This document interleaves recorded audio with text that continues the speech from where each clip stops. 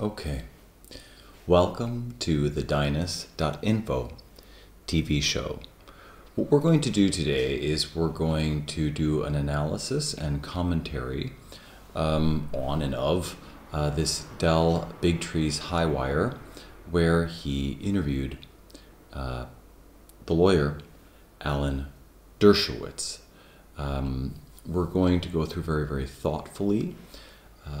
I'm generally used to doing live shows, and this is going to be pre-recorded.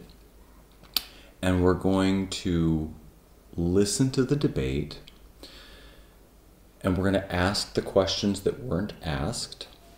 We're going to proceed with the way that my father raised me from very early on, which is we're going to discard belief as we go. Anything that must be believed may not be true. Does that make sense?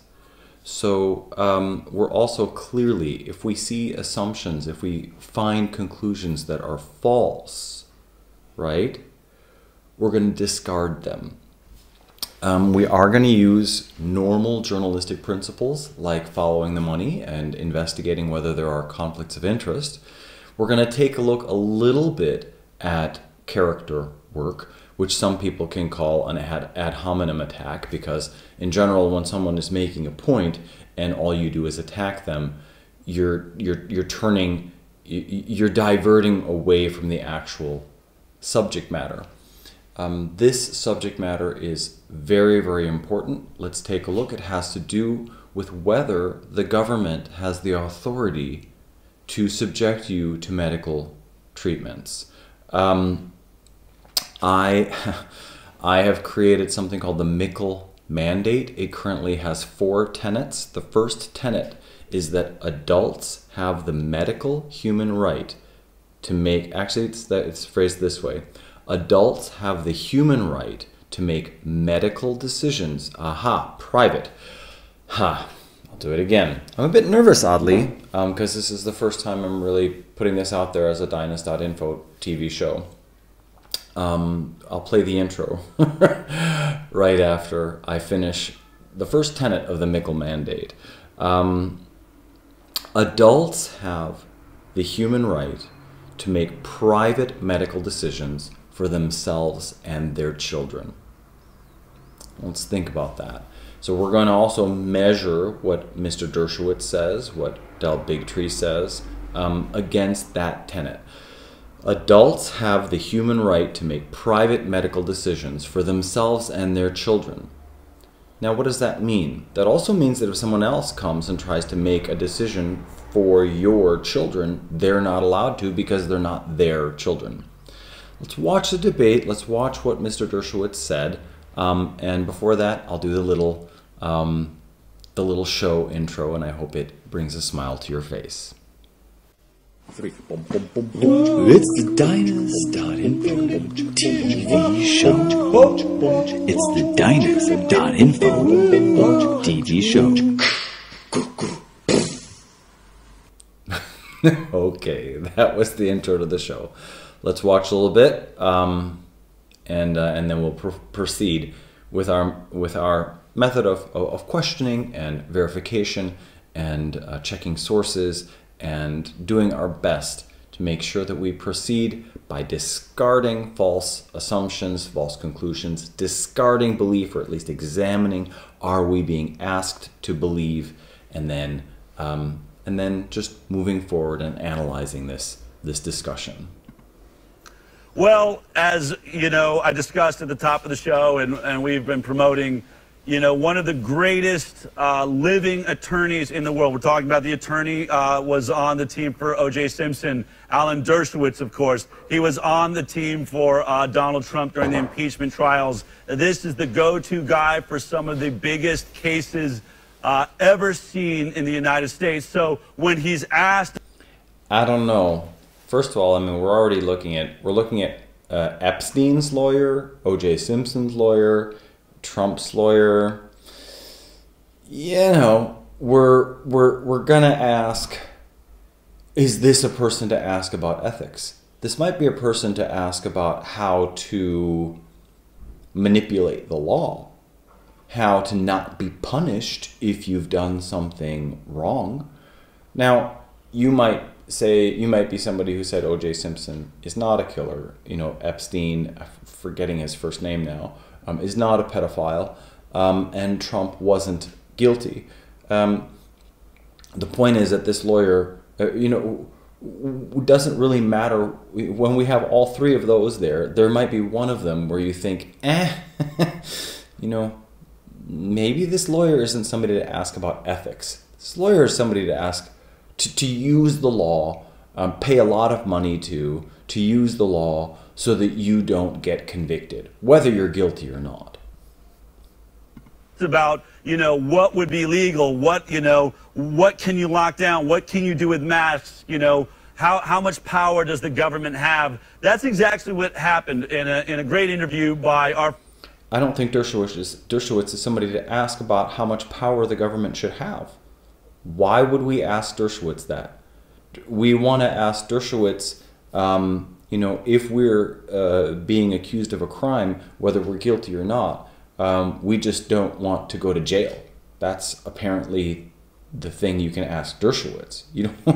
What about, why should Dershowitz be talking about how much power the government should have? Friend Jason Goodman, who somehow was able... Oh, I guess it goes like this. So, if you're the government and you want to get away with murder, then you want Dershowitz to be your lawyer. If you're the citizens and you stand accused of, I don't know, something, I guess Dershowitz is someone to ask how you can get away with something. That doesn't seem to be someone to ask about ethics, and I might be wrong. I'm certainly happy to be corrected on that.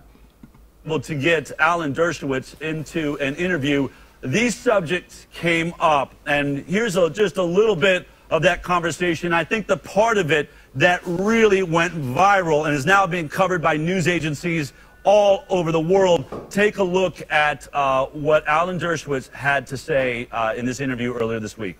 Let me put it very clearly. You have no constitutional right to endanger the public and spread a disease, even if you disagree. You have no right not to be vaccinated. You have no right not to wear a mask. You have no right to open up your business. Wait, can I stop you?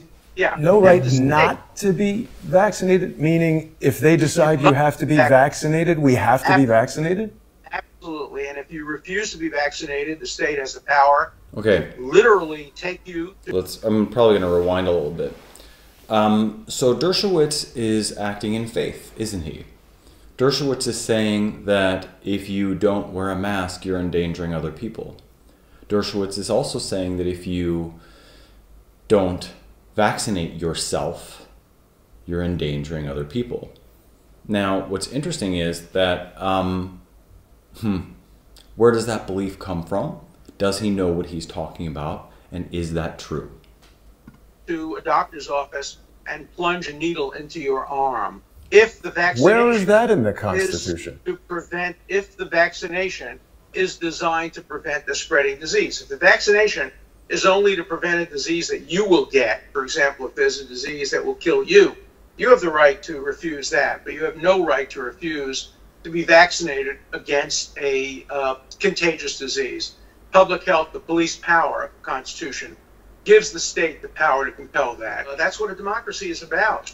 And if the majority of the people agree and support that for public health measures, you have to be vaccinated, you have to be vaccinated. Okay. So, basically, I'm going to move a little bit. We'll watch a little bit more. The Constitution doesn't give you the right to spread your illness to other people. If the safe vaccine is developed for COVID-19, I hope it's made. I mean, he clearly doesn't understand. Let's see. It's possible that he hasn't investigated disease transmission. I mean, he's basically talking about committing crimes against humanity because of faith in a vaccine. And that is a religious construct, not a scientific construct.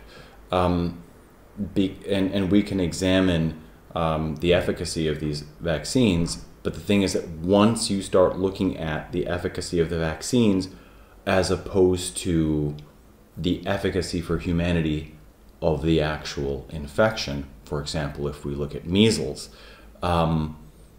we'll see a little bit of a different story. But it's amazing what Mr. Dershowitz essentially is trying to, maybe with goodwill, but force onto humanity.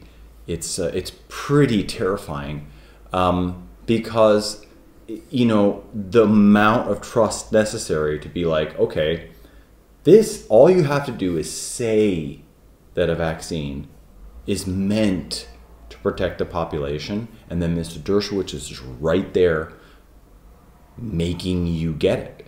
And it doesn't really matter if that vaccine is efficacious or not. You just have to say it. You just have to say, and you have to fool some people, pay some people, and then you can make billions of dollars and harm millions and billions of people.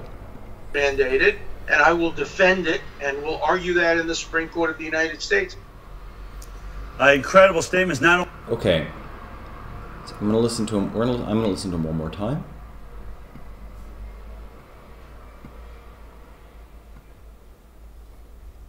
Up, and here's just a little bit of that conversation. I think the part of it that really went viral and is now being covered by news agencies all over the world. Take a look at what Alan Dershowitz had to say in this interview earlier this week. Let me put it very clearly. You have no constitutional right to endanger the public and spread the disease, even if you disagree. You have no right not to be vaccinated.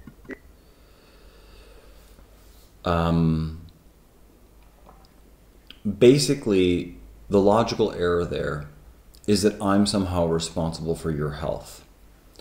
And that a vaccine is going to help your health, no matter how strong or weak you are, no matter what your diet is, and no matter what your lifestyle is.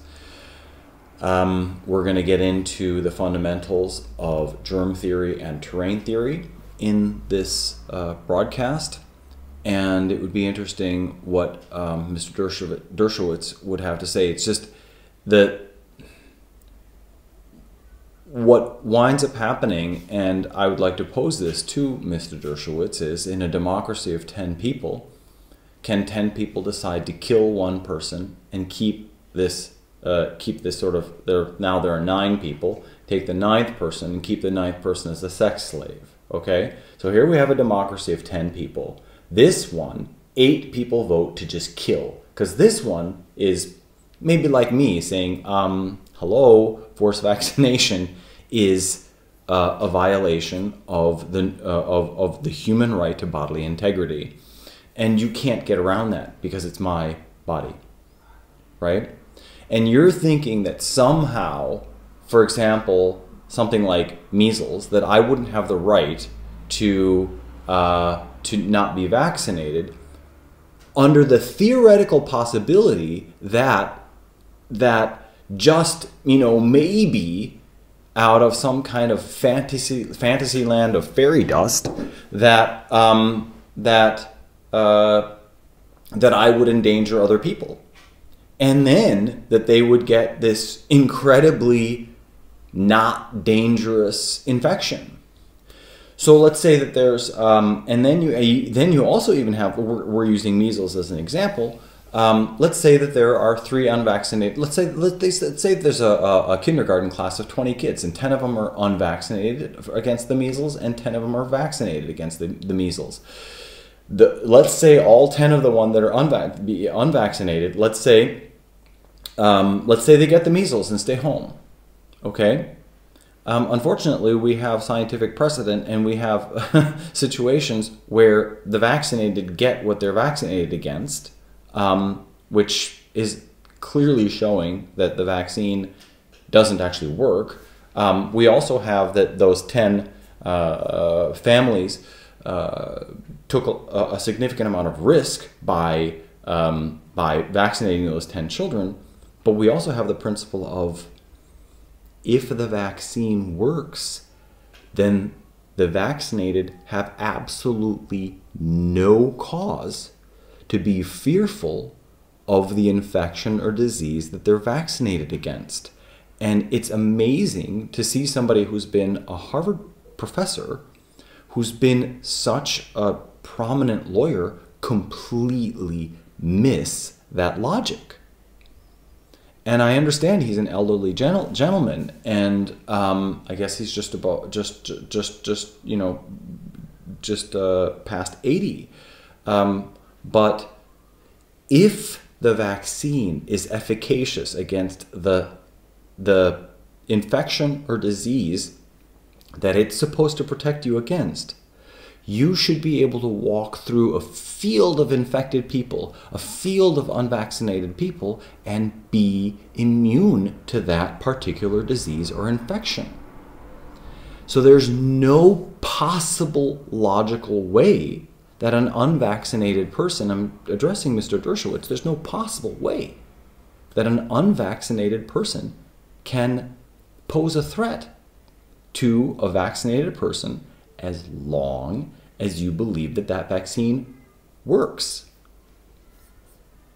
You have no right not to wear a mask. You have no right to... Oh. And not to wear a mask. Now again, this is the same kind of assumption. If I wear a mask, I'm breathing in the festering fumes of my own mucus and saliva. I'm causing oxygen deprivation, so I'm causing hypoxia and hypercapnia. I didn't really want to use, fancy medical terms that, I looked up 2 weeks ago. But and in German, there's a term called Hausverstand, which means, practical sense, common sense. I mean, you've got this thing on your mouth. You're breathing in these fumes. Everybody's getting dizzy. Nobody likes them. And Mr. Dershowitz is saying, I don't have a right to not wear a mask. You can't increase the immunity of the population by decreasing the immunity of each individual. Those masks harm individuals. And he's saying that you don't have a right to not wear a mask. It's absurd, right?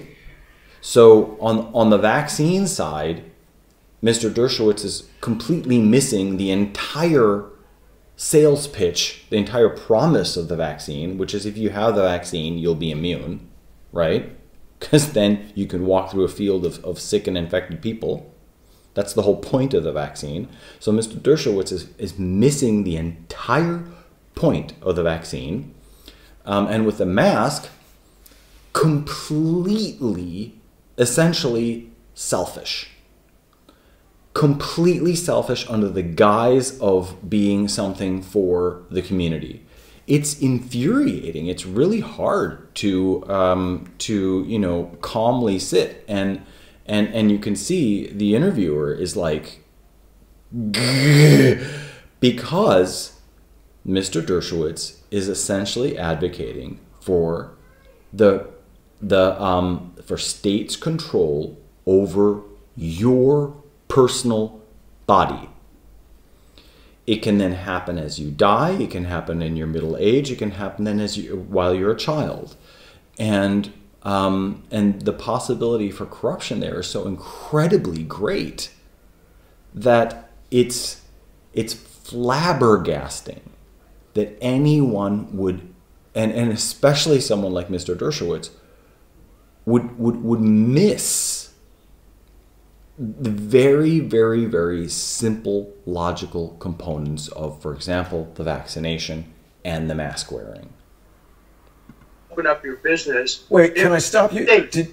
No right not to be vaccinated, meaning if they decide you have to be vaccinated, we have to be vaccinated?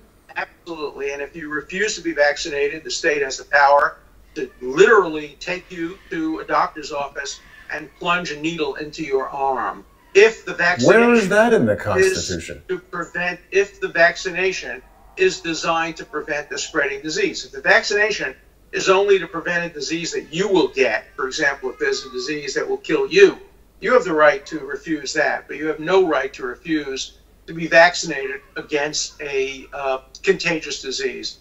Public health, the police power, the Constitution, gives the state the power to compel that. That's what a democracy is about. Okay, so here he is, and he's saying that's what a democracy is about. That's my example. There are 10 people. These 10 people decide to kill this person for the greater good because they want to use this person here as a sex slave.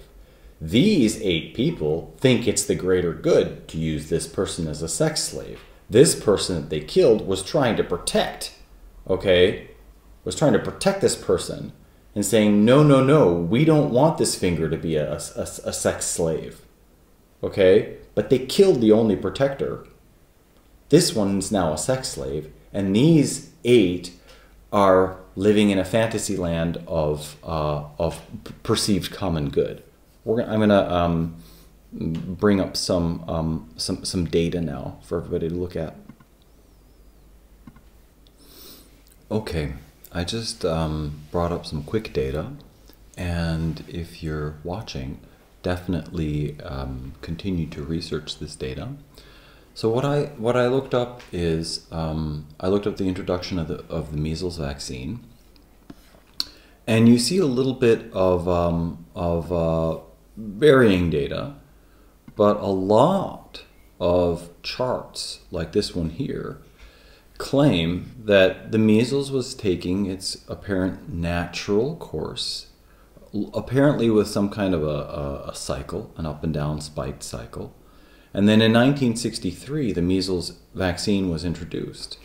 And that graph looks like, sort of like there's a ball rolling down a hill, and somebody, just as the ball is just about to get to the bottom of the hill, somebody injects the ball or spritzes the ball with a vaccine and says, look, oh, look at me, I caused that reduction in disease, I'm so great, right? It's just a con is what it is. It's a very, very simple con.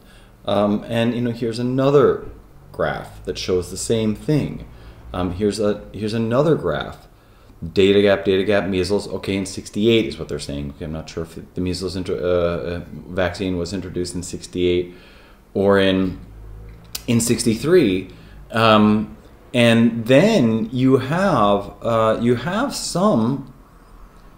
Now it's interesting because you do have some.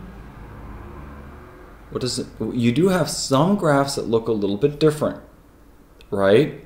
And the one question would be, and I'm probably not going to do that for this show, is to really look at who's lying and whether they're lying. Here we go. Cases in thousands. Okay, 900,000. Let's look here at this one. Okay, so basically you have this massive, massive, massive drop. And this goes up to measles. This is measles deaths, and that was cases. So there's definitely some manipulation of the data happening. And so we're being asked to believe, right? Here's a black one. Deaths, infections. Oh, I see. So they're saying that the measles vaccine, this chart basically says that the infection was losing its capacity to kill, and so what the vaccine did is it reduced the amount of infections, even though measles deaths were already incredibly low. So again, it turns into do we even want or need the vaccine? Does the vaccine cause damage, risks, and injury disproportionate to or with the benefit gained? Now again, what Mr. Dershowitz was saying is he was saying that you don't have the right to not be vaccinated, right? If the vaccine is designed to prevent something for everyone. Well, you've got I just looked up mumps outbreak Navy ship 100% vaccinated. There was a mumps outbreak on a ship where 100% of the soldiers on the ship were vaccinated, right? The Disney outbreak apparently is particularly questionable. And you see, if we're talking about conflicts of interest, we're seeing media sources that have that are directly controlled by, that directly invested in by the companies making the vaccines. They're poo-pooing this whole thing, and they're saying, oh, look, it was caused by the outbreak was caused by the non-vaxxers. So again, we have a fundamental breach in logic, because if the vaccine works, then the unvaccinated have their little outbreak. They experience extremely low death rate. They might experience infection. Unless the nature of the measles has changed. And the vaccinated should not experience infection, and they should not experience death. So then the question is, so what? So what if they're unvaccinated? What's the point? And, it doesn't really matter. But when you have total vaccine failure, U.S. Navy ship quarantined at sea for vaccine preventable disease or infection, right? But it's 100% vaccinated against it. The Disney outbreak is a sort of real media storm. And I looked at a website called Vaccine Guide, and I just searched on the word outbreak. And you can do this on your own. But I think for the purposes of this broadcast, we're going to look at I'm going to kind of look at fundamental logic, and this type of research I enjoy doing, but I'm just not going to do it kind of right while I'm, I guess I am going to do it partially, but I'm not going to go all the way deep unless I kind of decide to do so. It would be great to be able to do so, but we're gonna take. I'm not sure if I'm taking a little bit more of a shallow approach. In terms of sort of busting vaccine myths, currently I'm going to take a little bit of a more shallow approach. I'm going to take a rational approach, a common sense approach, which would mean that if the vaccine works, then you don't need to be afraid of the infection, and you do not need to be concerned about the unvaccinated. And I'll pause for a bit. Okay, and I'm going to head over to my website, and I'm going to search on the word compassion. And you can see, there's Remembering My Dad. And here's compassionate vaccine debates start now. When you take a staunch stance on vaccines, you're saying that only one of these families deserves your compassion: the Dahl family and the Groyle family. Marcella Groyle died at age 13 from a vaccination administered at school without parental consent. Olivia Dahl died at age 7 from measles encephalitis. Our deepest condolences go to the families, regardless of time past, and may the souls of these lovely girls continue to rest in peace. Or I hope that they do rest in peace. Maybe we're helping those souls rest in peace by having compassionate vaccine-related discussion. However, plunging a needle into the arm of somebody who doesn't want it is not compassion. It's assault. Please type your comments below if you agree or you disagree, because even if you think, or you hotly believe, that you're reducing infection, okay, who are you to say that this person has to have an artificial immune system that, you know, has immunity that only lasts for a few years and then is completely dependent on the booster after booster. And the endangerment to others is really, really interesting, because it leads us to whether Pasteur or Beauchamp, which one of them was correct. It leads us to whether germ theory or terrain theory is actually the more precise way of looking at how infection and how disease work. We've got measles virus neutralizing antibody response after third dose. Great. Measles outbreak traced to fully vaccinated patient. LA County-wide outbreak of whooping cough. The whooping cough vaccine is particularly questionable regarding its ability to hinder transmission. It's supposedly only there to reduce symptoms. Chickenpox outbreak in a highly vaccinated school population. Influenza outbreak in a vaccinated population. The USS Ardent. That's the one that's on this Navy ship right here. Major measles epidemic in the region of Quebec, despite a 99% vaccine coverage. Measles outbreak in a fully immunized secondary school population. Whooping cough outbreak on Long Island. Fordham University mumps outbreak jumps campuses. That's not even despite 99% coverage. Okay? So we have indications of, we have a chart here that says that apparently that claims that the measles vaccine reduced infection but didn't impact death. Okay? So we're basically then saying, what? We're going to force you to inject something that doesn't impact your risk of death, that apparently reduces a specific infection, okay?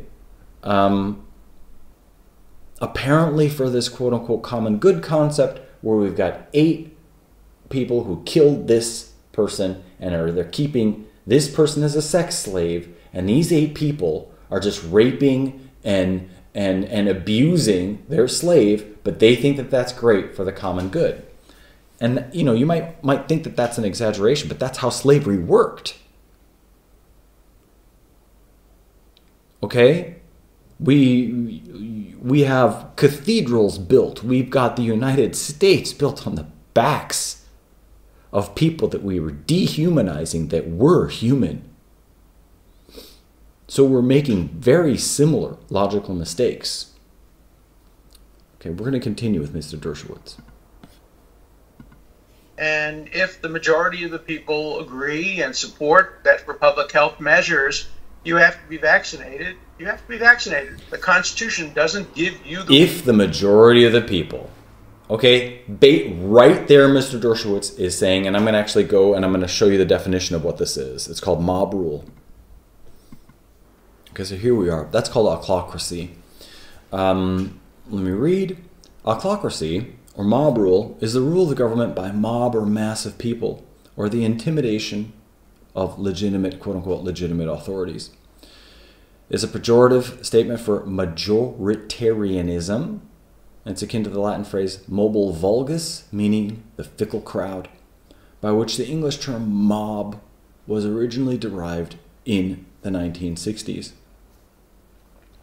Mob rule is not something to apply to something as sacred as your bodily integrity. We're talking about you. We're talking about your children, not only your children, but we're also talking about how you're going to die. Anybody listening, do you seriously want to be alone in a cold hospital hallway, intubated with something even you don't want to be intubated? Okay? No access to your family, no access to your friends. I'm telling you, the way that I want to pass away is I want to be lying down in bed. Maybe if I could stand still, I want to walk around a little bit in my garden. And I want to sing a few last songs with my family, and I want my family to be big and I only have one daughter right now. Okay? I want to sing a last song and hold my granddaughters and preferably my great-granddaughters and great-grandchildren's hands. And I want to say bye-bye. And I want to pass into, apparently, the light. Under no circumstances do I want the government to take my body and fill it full of drugs and to pump my lungs up and down. I watched that with my dad, actually, and fortunately, his passing wasn't as uncomfortable as it could have been. And with my dad, it wasn't as bad as it could have been. But my sister told me, thank God we're not in one state over, because they would have kept him alive longer, and it would cost like $7,000 a day. It got really close to us needing to really dig into our pockets. For my dad's passing. And, ask yourself, you work your whole life to leave something to your children and grandchildren. Do you want that all taken away by hospital doctors and the government? And, they're not going to do that. They're not going to take money. If they have the ability to do it by law, they will do it. Unfortunately, we're not taking a look. We're not really properly assessing the capacity for human evil. It's really, really sad that we think that all of a sudden, humans are going to be nice. We need to protect ourselves from abuse. Okay, so a valid question for Mr. Dershowitz is going to be, is autocracy something that you find an appropriate method of governance? Do you really think that 8 people can vote to kill this person who's trying to keep this person from being a slave just because it's democratic? Also, what if these 8 people are wrong? What if they don't understand how viruses work? What if they're in the land of superstition? What if they don't understand how infection works? What if they believe a medical model that's actually flat out false? Let's go further.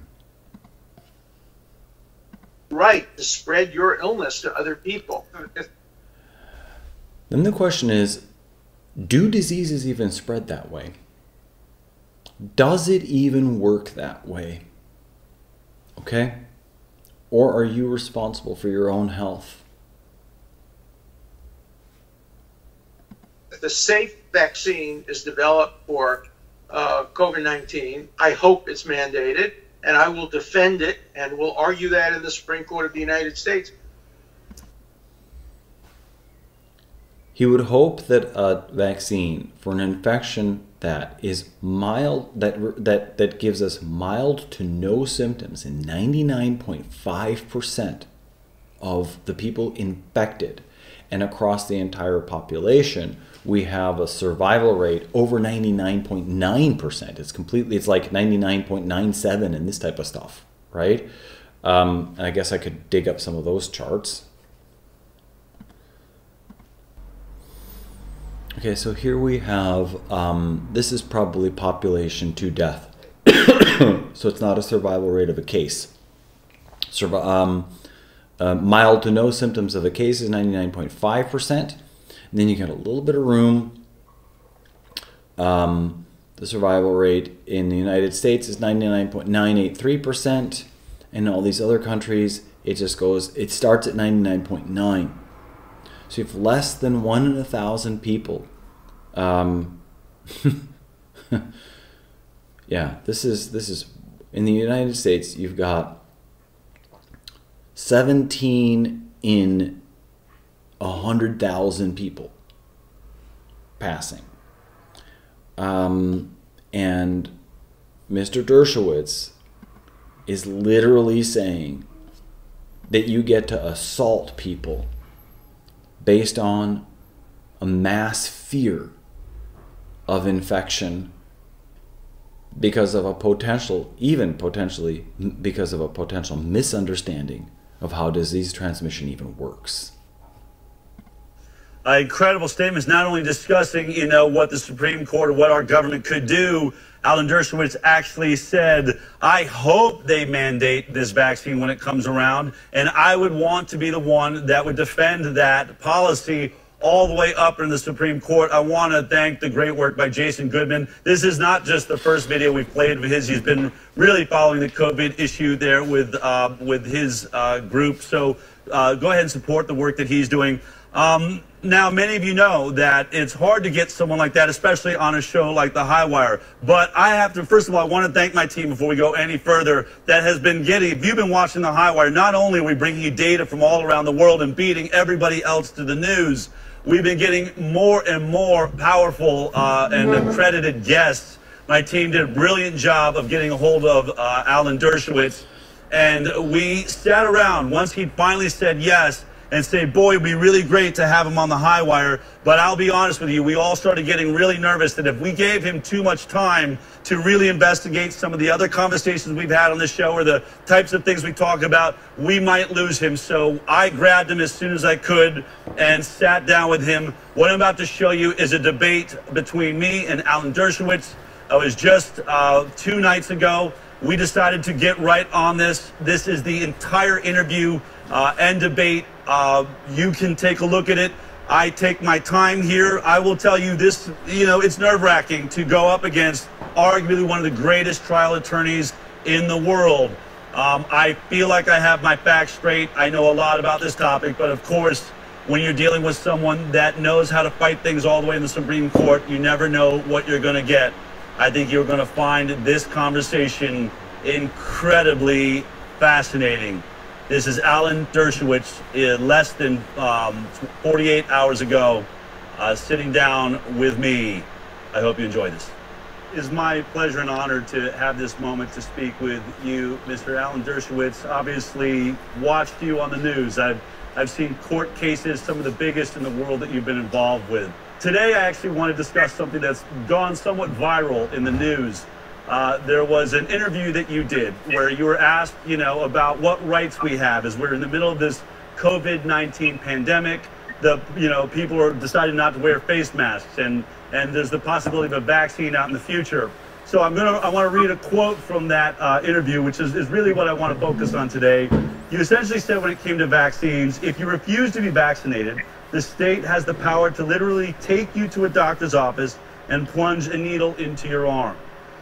You then went on to say that I would like. I mean, it's really interesting because, you know, you get this perception of this nice elderly gentleman, and his convictions are you can assault people and children for the perception of the common good, not for the proof of the common good, but for the perception. I'm going to do this, clean that a little bit, for the perception of the common good, based on companies, statements of companies that are literally felons. I mean, it's kind of like saying you let a murderer murder anyone they want based on them saying that it's good for the people who aren't being murdered or assaulted. Anyway, and sitting there peacefully, you know, not in jail. It's really interesting. And an emeritus professor at Harvard Law. I'd like to see a government mandate, and if it is the safe vaccine is developed for COVID-19, I hope it's mandated, and I... Sure, well, if it's safe, right? And what do you mean by safe? You think it's okay to kill 1 out of 1,000 to provide perceived benefit to the 999? We're right back at killing the protector of the sex slave. We're right back at ochlocracy, or however we're going to pronounce that. Ochlocracy. We're right back at ochlocracy.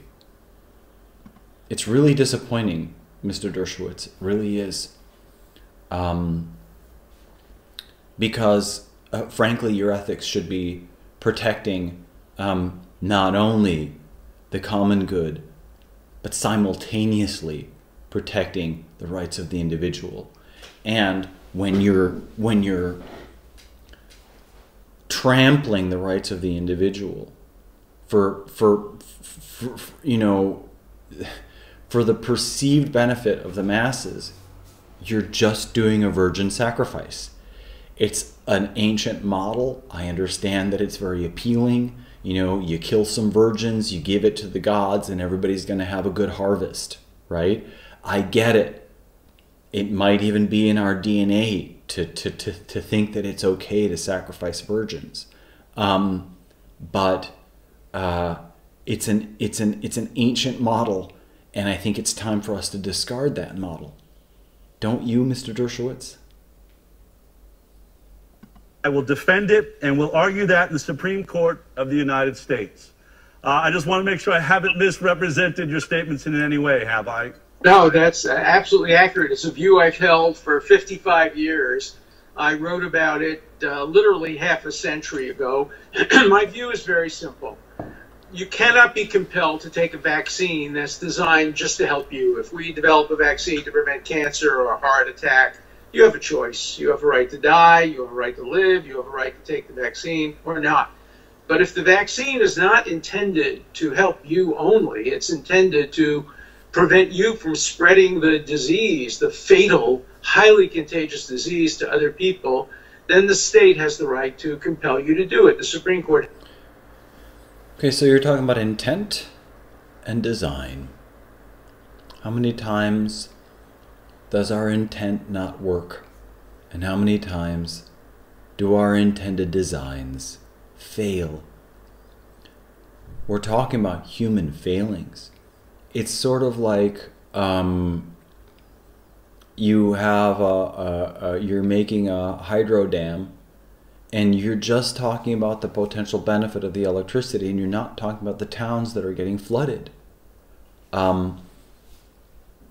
It's a really severe blind spot in ethics and logic that we're watching Mr. Dershowitz display. The rights of the individual must be respected in order for the public good to be able to function. Slavery is literally possible because of what Mr. Dershowitz is advocating. The rights of the blacks, or the rights of the Irish, or the rights of the Jews, or whoever it is, those are trampled for the quote-unquote common good. For the Germans, it's for cleansing the human race. Regarding slavery, it's for the common good of having, commerce work. That's just how it works. It's a tradition. These people are Untermenschen. They're subhuman. They deserve no honor and no respect. And I could see Mr. Dershowitz arguing that right this very second. It's the same argument, Mr. Dershowitz. You're arguing for slavery. You're arguing for virgin sacrifice. You're arguing for the cleansing of the human race to kill all Jews. And I get it. It's an appealing, tasty kind of argument because you get to be powerful. You get to inject against the will. Essentially, you get to rape. You get to assault. Why? How macho it is to assault and then to fool yourself into thinking that you're doing it for the common good. Okay. Just don't think that there aren't people on this planet smart enough to expose it. Because there are. Maybe not many, but at least a few. Held that in 1905 in a case called Jacobson versus Massachusetts when the smallpox vaccine was at issue. And, I grew up during the polio vaccine. I lost a friend who died after being in an iron lung. And Mr. Dershowitz, I challenge you. Was your friend near an apple orchard? Did your friend get sprayed with DDT? I did this with a friend of mine. I had the same discussion with a friend of mine. And the friend was like, so-and-so had polio and all this stuff. And I was like, what about DDT? I just took a guess.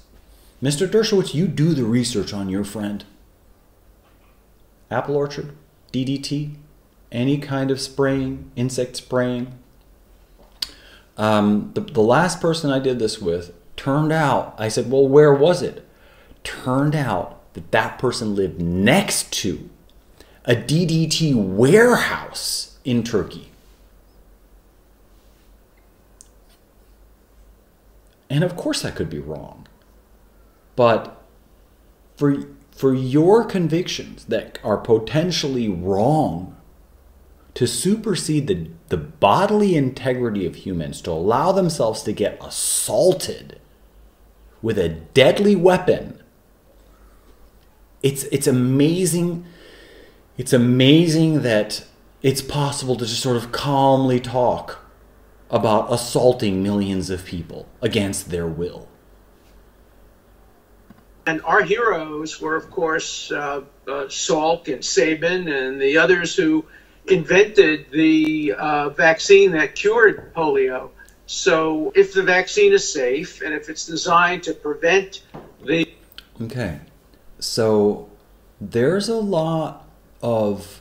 That's a really extremely questionable statement, and possibly not something that I can cover in this episode, but that's an extremely questionable assertion, Mr. Dershowitz. Do you even know that those vaccines cured polio? Are you sure? Whose information are you relying on?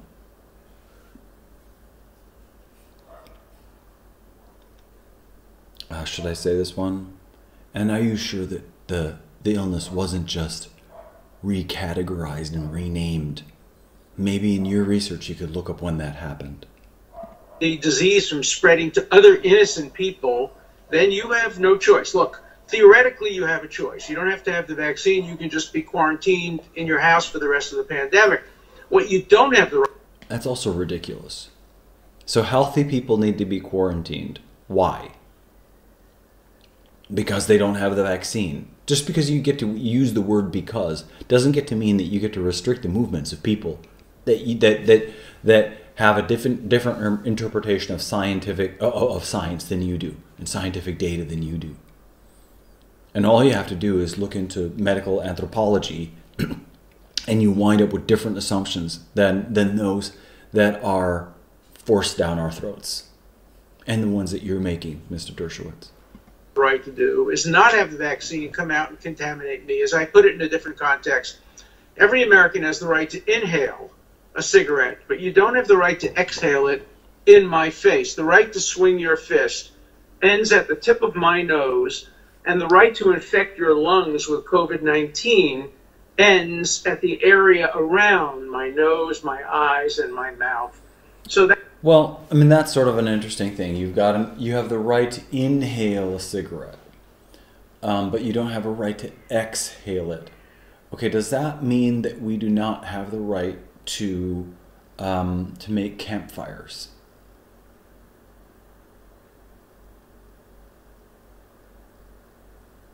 I mean, a cigarette's a mini campfire, right? You're just taking it, you're inhaling it and exhaling it. So are you, Mr. Dershowitz, are you going to forbid campfires worldwide? Is that what you're going to do? Us not being able to harm others, we can take also your logic there. You think that it's a minor pinprick. And in this show, you know what, I'm actually going to do it now. I'm going to show something. Okay. So, Mr. Dershowitz, I'm just going to go to one of many vaccine injury and vaccine memorial groups. And we're just going to flip through. You know, this isn't pre-planned.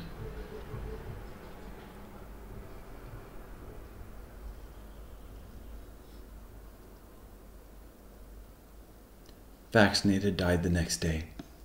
Look at that child.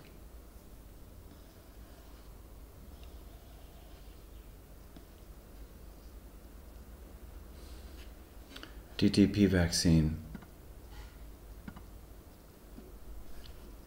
Injured.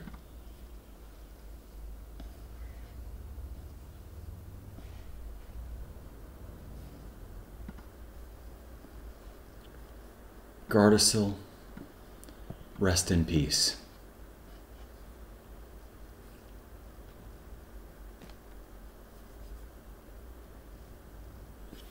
Come now, Facebook.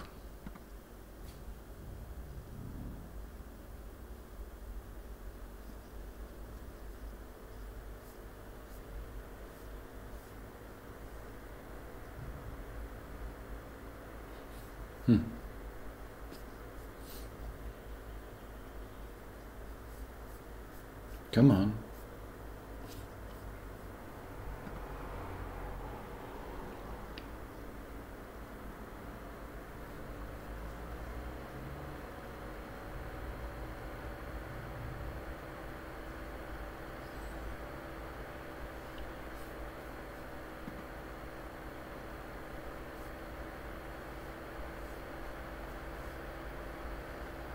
Okay.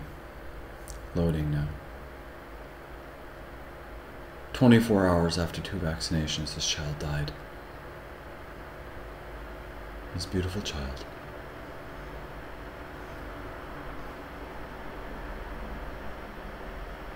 This is Malcolm. Gets his shots, first immunizations, dies. Protest, empty baby buggies. How can you look at these empty baby buggies and these dead children and say that we need to kill the one, to keep this one as a sex slave, and to dance around thinking that we're, you know, or let's just kill these two and we're going to dance around, these are our sacrificial virgins, okay? Because that's what this is. He contracts polio from the vaccine, dies at 28. She commits suicide after Gardasil vaccine destroyed her life. Baby in Nepal dies after getting 6 vaccines. Then we have the number of vaccines. Killed by flu shot. Dies following 5 vaccine doses. There, 2 baby girls, twin baby girls. Twin baby girls get vaccinated 2 days post-vaccination, die.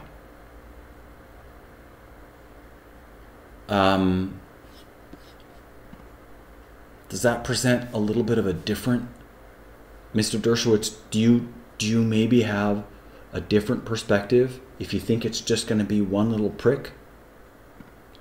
Look at all these dead babies. Look at all these dead people.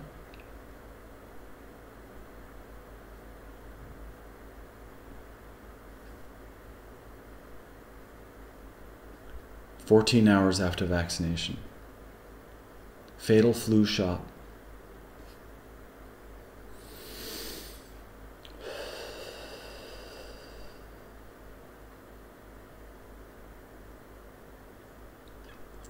Oh, 50-year-old woman dies within 48 hours after receiving 8 vaccines.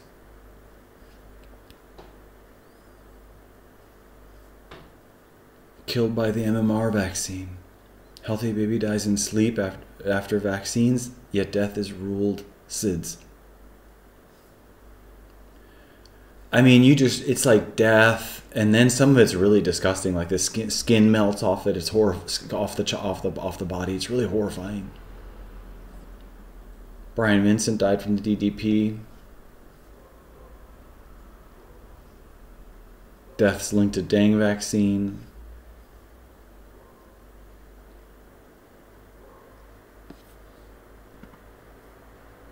He dies 3 days after vaccines. And we're not talking about like sort of situations where it's like, oh, they, died while swinging the swing. It's like they get the vaccine, they start screaming. It's a completely known and repeatedly described process of death of brain inflammation, of the nervous system shutting down, extreme pain. So I'm wondering, Mr. Dershowitz, if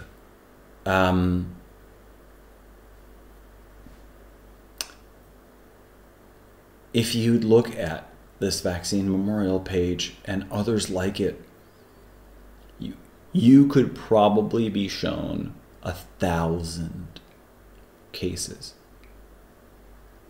There's VAERS, the Vaccine Adverse Effect Reporting System. Have you ever represented anybody in vaccine court? Have you ever spoken to those families? And could that possibly change your opinion, Mr. Dershowitz? Because we're looking at, because with mandatory vaccines, I'll say this now then, you have to be a complete doofus. And I'm sorry you're missing this, okay? But you have to be a complete doofus not to realize that you can cull anyone you want with mandatory vaccines. You could kill every Italian in Chicago. Okay? You could kill every Jew in New York. You could kill every black family in, I don't know, Los Angeles. You could just kill based on last name, based on the profile from the school maybe, you know, you put in ethnicity, you look at the last names, you create batches, you give this group of people cancer, you sterilize those people, and you just outright kill these other people.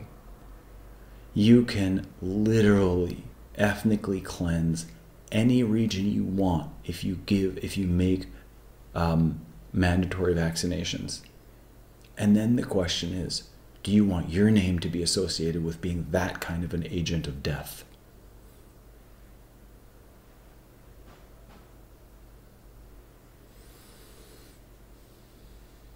That's my civil liberties position in a nutshell. Okay, I think I understand that. And so, but when, you know, just to make it clear, you know, you are referencing smallpox and polio. I mean, smallpox was an incredibly infectious disease. It was also astoundingly deadly, right? And so when we're talking about coronavirus right now, the argument in science is we're talking about an illness that perhaps kills 0.1 to 0.3% of people. I suppose if we wanted to argue, could go as high as the least conservative, maybe 0.5%. Smallpox was off the charts. I mean, it was so much. Would we agree that that was a far more deadly illness when we're talking about, you know, Supreme Courts and saying that, you know, forcing a vaccine and the necessity of it? We're really talking about two different diseases, aren't we? But the Supreme Court didn't focus on that. The Supreme Court focused on the conceptual issue of whether the state can compel you to take a medical procedure, not for your own good, but for the good of society in general. Right. So Mr. Dershowitz didn't answer the question. And Dell asked a really good question. Does the deadliness of the disease matter? And Mr. Dershowitz goes, it's very friendly, it's very civil, but what it is it's a diversion. Reasonable people could disagree how serious the COVID-19 is. It's killed a lot of people, particularly a lot of old people. So he doesn't know how many people it's killed, and he feels threatened because he's also old. It has a particularly devastating impact on minority populations, and the question is, does the state have the power to make... Yeah, and then the question is why? You know, do we have a COVID-19 problem, or do we have an immunity issue? And what could be done regarding proper vitamins and proper nutrition and proper health and proper exercise and proper fresh air and getting sunshine? You know, I mean, it's like then you have this forced lockdown, which is causing people to be immune compromised, and also then the latest report is that 2/3 of the people of the new cases in New York were the ones that were strictly in lockdown. So you have a situation where the governmental measures And you know, it's almost predictable, right? The government's just gonna. A lot of times, the government just gets it wrong, right? Mr. Dershowitz. The decision, take it away from you as to whether it will try to prevent the spread of the disease. And the Supreme Court, I think today, would be 9-0 and say yes. Well, I mean, it's interesting because another possibility is just to be like, look, put a moratorium on the state's health mandate and separate health from state, separate pharma from state, because it's dangerous. Because then you can just manipulate the environment. You can actually spray it. You can poison people to make them sick, right? So then all you need to do is inject and collect. I mean, you inject, you infect, you collect. Inject and collect. Conceivably 8-1. I don't know how Justice Thomas would vote. But plainly, those justices, for example, who said you have no right to die, there were several of them on the Supreme Court, would, I think, take that to its logical conclusion, and that is you have no right to inflict death on an unwilling person who could be saved if you were willing to be vaccinated. It's really amazing because it's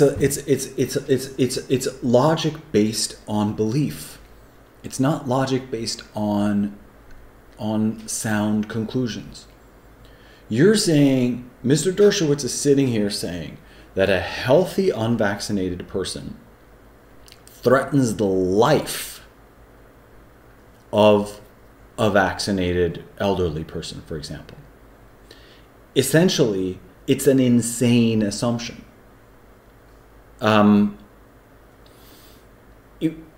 Like it's sort of like Bill Gates' thing with simulitis. It goes from people, if this is -100, this is 0, and here's 100. People can be, according to Bill Gates' philosophy, people can be negative towards each other and they can be neutral towards each other. Actually, they can't. Maybe, I don't know. Maybe they can be neutral towards each other. But the thing that's missing is from 0 to 100, which is that people can actually influence each other in a positive way. You can smile. You give each other microdoses of pathogens to boost immunity. How much immune research have we actually even done? How much is known by the common man? Do we influence each other with a smile? What about the people that walk into the room and they light up the room and everybody relaxes and everybody feels wonderful and their immunity is strengthened by the presence of that person in the room? What about them, Mr. Dershowitz? Do they matter? Are we able to influence each other in a positive way, Mr. Dershowitz? Do you really think that we're only able to influence each other in a negative way? And the only way that we can be, neutral towards each other is by getting a vaccine? Doesn't that sound like a sales pitch more than science? Where is this wafty reason in belief? Because these are just, they're assumptions, they're untested assumptions. And you're Mr. Dershowitz. You're just sitting there making completely untested assumptions based on the beliefs that billionaire industry has kind of hypnotized you with. So what? There's a healthy person that doesn't have vaccine X. Big deal. I mean, theoretically, we should all be just like entirely infecting each other because nobody over 40 is vaccinated. Everybody should just be incredibly, sick. They are sick, but the reasons for that might be iatrogenic. It's all abstract, obviously. We don't know any particular person who'd be saved. but it's a public policy issue, and I think the Constitution gives the states enormous public health discretion under the police power to do what's reasonable to prevent the spread of illness. Right. You're going to, like, it's amazing how, I mean, it sounds like this sort of piece of candy. The police power to do, you know, quote unquote, its best to prevent the spread of disease. And Mr. Dershowitz, I'd like to read that law, but also it sounds particularly questionable because what you're saying is that we live in a police state and we don't live in a state, in a country that is, or that we don't live in a world with liberty. I'm going to go ahead and say that we have soul rights, not just human rights. Our souls have the right to come into our bodies and to have our bodies shaped the way that our DNA intends our bodies to be shaped. You don't have a right to inject me with mutagenic vaccines just because somebody has sold you on that being healthy for the general good. You're leaving a lot of room for predation, Mr. Dershowitz. You're leaving a lot of room for psychopathy, for manipulation, for enslavement, for extortion, for making people sick and profiting off of them. The souls that are not born yet have a right to be born into bodies that are genetically the bodies of their parents, not the genetically modified bodies created by pharmaceutical companies, and currently Bill Gates is one of the main proponents of this kind of mutagenesis. That's not acceptable. Our souls have the right to come into our bodies and have our bodies develop the way that our DNA has intended for our bodies to develop. It's extremely dangerous to make these logical errors, Mr. Dershowitz. I think you may be elderly, but you're still cognitively capable of revisiting your conclusions here and truly making a difference for the world. I'm not Alan Dershowitz. I'm just some guy. You currently have the power and the influence to save a lot of lives and to prevent souls from coming into mangled bodies that have been changed and manipulated by, you know, potentially mandatory vaccines. Well, and I'm not a lawyer. You clearly would understand sort of the legal ramifications. I think I'm more interested, though, in your personal opinion. Right. Just when you do think about, when you reference smallpox and polio, I'm just curious, do you personally see COVID-19 at the same level of danger as you see smallpox and polio? I don't know the answer to that, and I don't think any of us knows the answer to it. At the moment, obviously, fewer people have died than died smallpox. Also, smallpox was what... A lot of people know. Oh, excuse me. A lot of people know, Mr. Dershowitz. The infection is much, much, much less dangerous than those other supposedly infectious diseases. And we have an infection that doesn't impact kids. You're talking about force injecting kids because of profit, because of a misunderstanding of a medical model, because of the perceived benefit for the many. The perceived benefit of these 8 are gonna, you know, go on and kill, sacrifice the virgins. How's their health gonna be, by the way, if they all vaccinate themselves? So these 2 die from the vaccine, and these 2 have chronic diseases. That's sort of the they have, you know, asthma and Guillain-Barre and epilepsy and narcolepsy.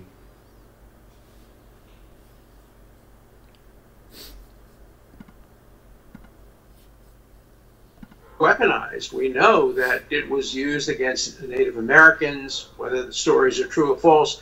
Certainly it's in our history. Smallpox infected blankets were given to Native Americans, and I suspect there's some truth to that. Also, I mean, that one's interesting because I think that was prior to germ theory, so that one's kind of got me a little curious, because if they did that, then they would have been aware of germ theory. So, you know, we have to be very concerned about the weaponization of communicable diseases. So I don't know. I hope it's less dangerous, but I think the state has the power to move in quickly to prevent its spread at the earliest possible time. Look, Sure. And Mr. Dershowitz, are you aware that there's actually a debate between terrain theory and germ theory? Do you realize that there are people that are saying that during the Spanish flu there were experiments where they took the mucus and saliva of sick patients and had sprayed that into the faces of healthy patients, and they couldn't get those healthy patients sick. They did it with horses as well. I'm actually still looking for those reports, and it would be really nice to see them. It seems like there's this consensus opinion, and it's really, really hard to find conflicting data. But then when you find the conflicting data, you're like, they did entire studies on this stuff. So maybe there are communicable diseases, but maybe there are some diseases that are not communicable that are being used to generate profits at the expense of normal everyday people, and clearly taking advantage of people is not something that you want, Mr. Dershowitz, is it?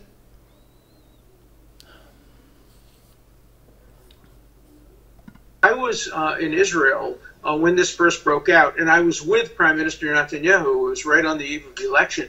And he told my wife and me that they were going to close down the country. My daughter was supposed to meet us in Israel, and she was kept out. She couldn't come in because Netanyahu decided to become very, very aggressive. And it had an enormous impact. Israel has had a much, much smaller... Mr. Dershowitz, did you say aggressive or did you say oppressive? Because what if this isn't causal? Percentage of cases than other countries and other surrounding countries. So actions taken by the state can have an impact. And sure, but the president of Tanzania had a pawpaw fruit tested, and the pawpaw fruit tested positive for COVID-19. So did a goat. Why don't you have some motor oil tested? Do I see anything in the background there? You could take some. You got that door over there. There might be some little graphite, there might be a little oil on that door behind you. You could take that, stick a swab on there, and see if your door is infected. Get an apple or a piece of fruit or a banana. Get that infected. Get that checked. Mr. Dershowitz, how about you run a little sting operation? Take some things that are impossible. Take an apple, get it tested. Take 10 completely ridiculous things and get them tested, like the president of Tanzania. Why are you basing your opinions on absolute faith in the communicability of this disease, first of all? So not even asking whether germ theory or terrain theory is correct, trusting the tests. And now you're making an error in causality, thinking that Benjamin Netanyahu's measures actually had a positive impact on the country. Maybe there would have been no impact. What does it matter? And again, probably not for this show, but I'm going to compare death stats, death by age from 2007 to 2017. And I'm going to guess, and this is still a guess, but I think that most likely, death with COVID-19 is going to be exactly the same as just death. that COVID-19 is no more dangerous than life. And if that's the case, you can't vaccinate for something that isn't any more dangerous than just being alive. And it's clearly less dangerous than driving a car. And I mean, Mr. Dershowitz, it's whole, I get what you're saying, that my health, you know, my rights end where I might hit your nose. That makes sense. But your perception, using that very same logic, you don't get to inject me. You don't get to inject me just because you're afraid that you might get infected if I don't get injected. Come on, Mr. Dershowitz. Vaccination is one of them. I think that, you know, the President of the United States has said he's moving in a kind of Manhattan Project kind of way toward trying to develop cures, vaccines, anything that can reduce the impact of the disease, not only on health, that's the primary issue. Sure, Mr. Dershowitz, and to be honest with you, if you come down with symptoms now in your advanced age, what do you want? Do you want to have had a vaccine, or do you want to have intravenous vitamin C and walk away? Intravenous vitamin C, nebulized oxygenation type things, your own urine therapy, injections and nebulizing urine. What else do we have? We have light therapies. They take the blood out, they purify the blood with light, and they put the blood back in. There's the hydrochloroquine protocol that includes zinc and 2 other agents. It's like 4 things. And then they did the experiment and they only used hydrochloroquine and they didn't do the entire protocol. We've got, and then now I think is it Madagascar or Malaysia? Madagascar has another therapy that's working for the people that are getting the particular infection. You've got you know, curative method 1, curative method 2, curative method 3, curative method 4, curative method 5. Take your pick. Do you want the government to force you to undergo, I don't know, ozone therapy or whatever? Maybe you want to do the vitamin C. Maybe you think that's what's going to work best for you. And for you to really honestly think that the vaccine is going to work, that's another part of it, right? You think the vaccine's going to work? You got 100% of the Navy ship gets mumps. You got disease outlines that look like this anyway. Down, down, down, down, down, down. That's the natural progression. It sounds like somebody's, you know, riding on the coattails of society's herd immunity. And then they're selling you something. And then they're taking the credit for it. You want to be conned like this? I don't want to be conned like this. I don't want to be forced to be conned like this either, Mr. Dershowitz. And you should be smart enough to be able to see through the con. You should be smart enough to be at least investigating the potential con. No, you're just right there going, oh, it's actually going to save people. What? You don't know. Not if it's not if it looks like the measles vaccine. And even if we look at the one that says, yes, vaccines did save us. It says that and we don't know about this red stuff right here, but the deaths were going down. The deaths were going down, deaths were going down, deaths were going down. And then they're saying we reduced infection. So maybe the vaccine made a difference in infection, but didn't make a difference in death. And what is that actually doing to the measles infection? What is that actually doing to the measles? Is it making it more deadly? Because if you push something down, what if it's like a balloon, Mr. Dershowitz? You're pushing it down, it's a balloon, you're pushing it under the water, and poof, it pops right up, doesn't it? You don't know what we're doing. Making these massive, you know, huge collective decisions. That's why that's why we have to honor the bodily integrity of the individual it could be 1 in 1,000 that kills a child.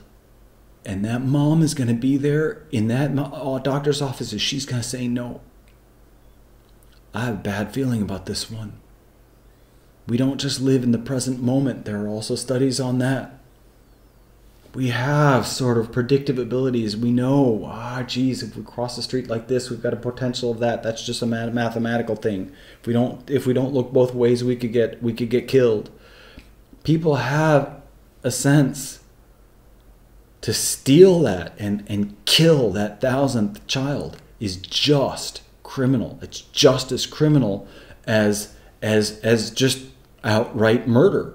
Just because you think that the 999 kids are going to be better off, that 1,000th kid, you let those parents make that decision because it's their child, not your child, and it's not society's child.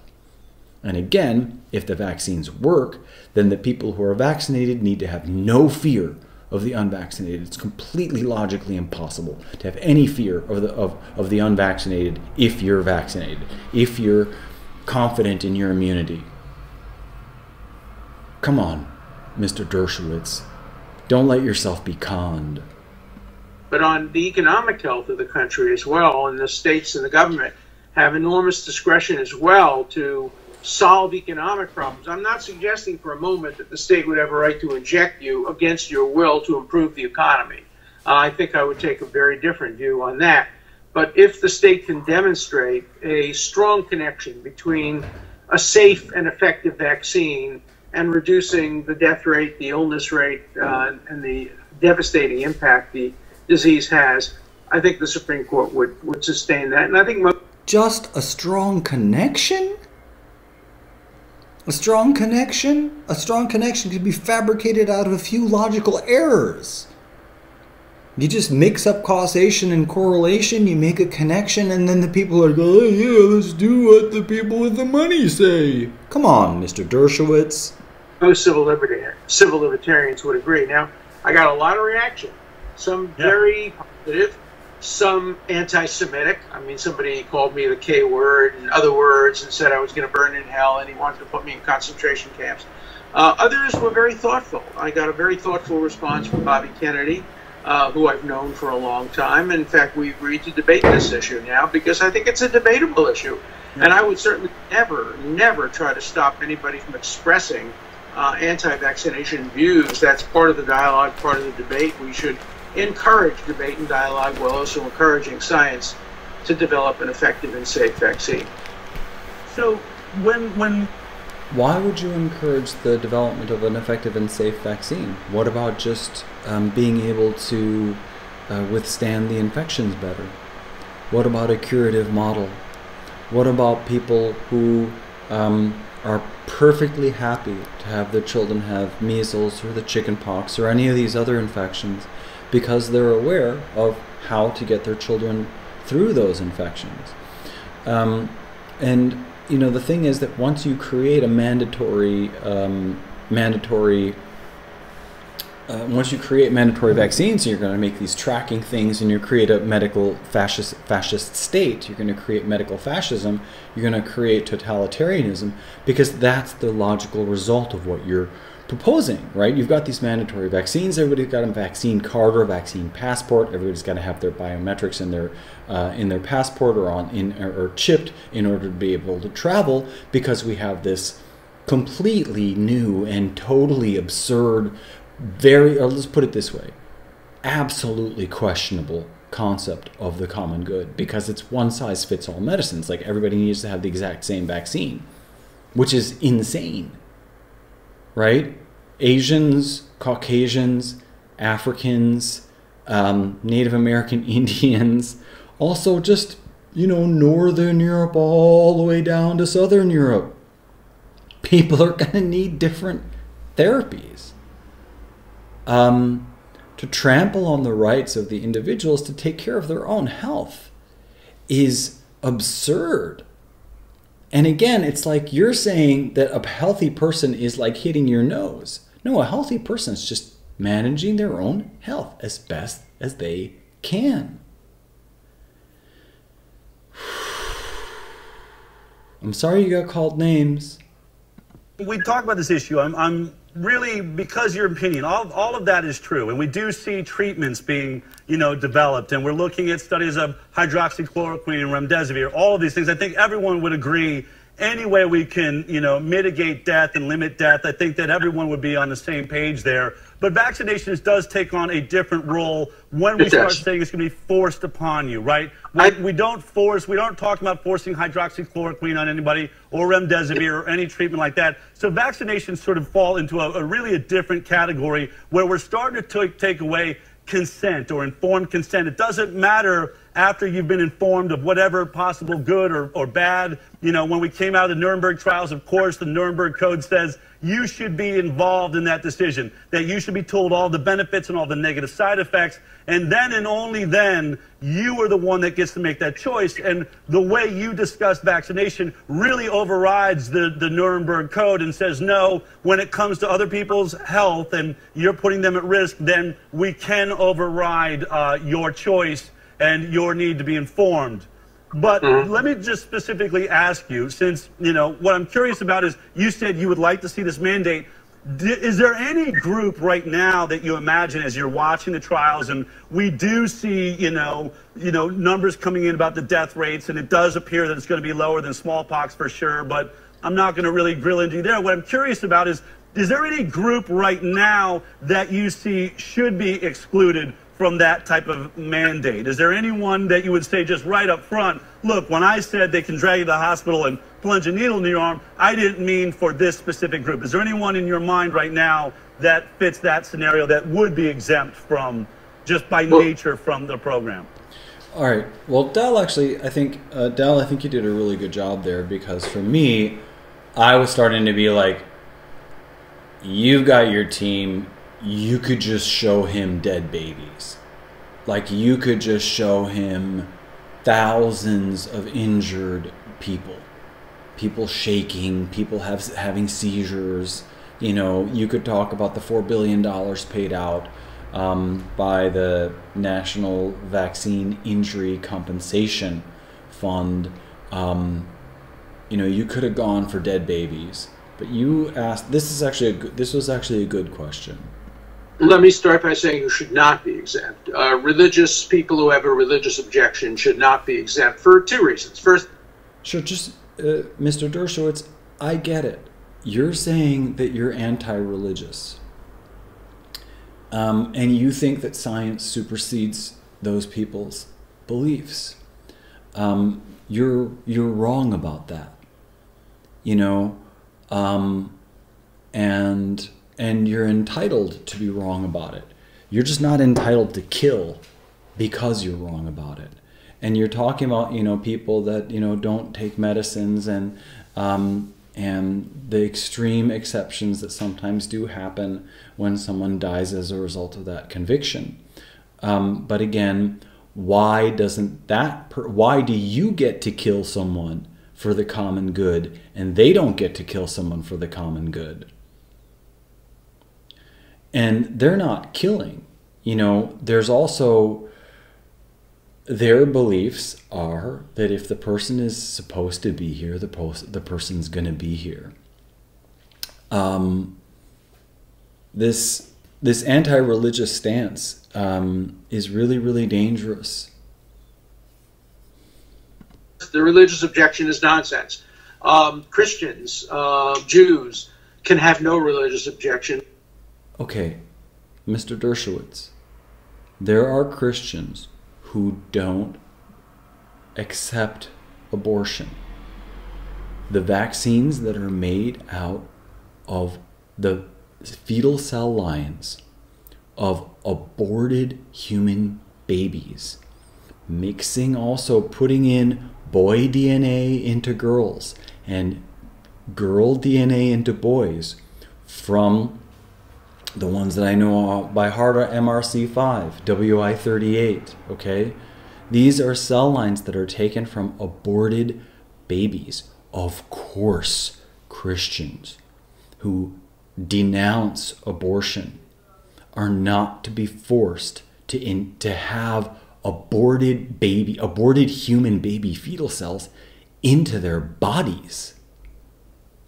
Please argue for that, Mr. Dershowitz. Say, oh yeah, you know, you're a Christian, you don't believe in abortion, you're pro-life, but you have to get dead human aborted fetal cells injected into you. I understand you probably think religion is ridiculous because you think that religious fanaticism has a lot to do with how the Holocaust took place. Okay? That, of course, makes sense. But there's not just the fanatical side of religion. There's also the healing, curative, compassionate, and loving side to religion.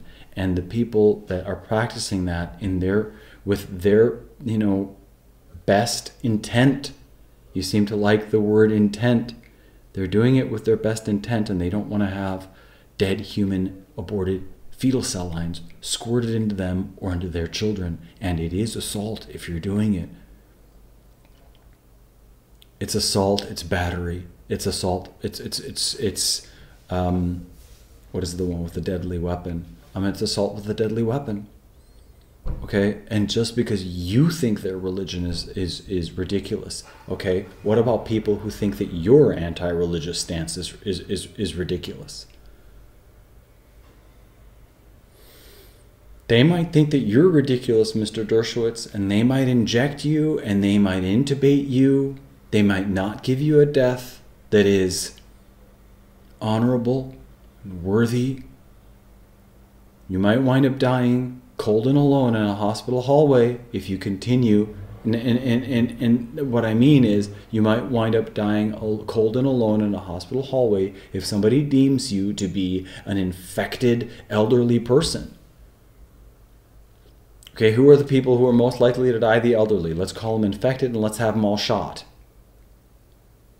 Okay, let's mandate a terminal age, and that terminal age is 80. Because the people above 80 are proportionately a drain to society.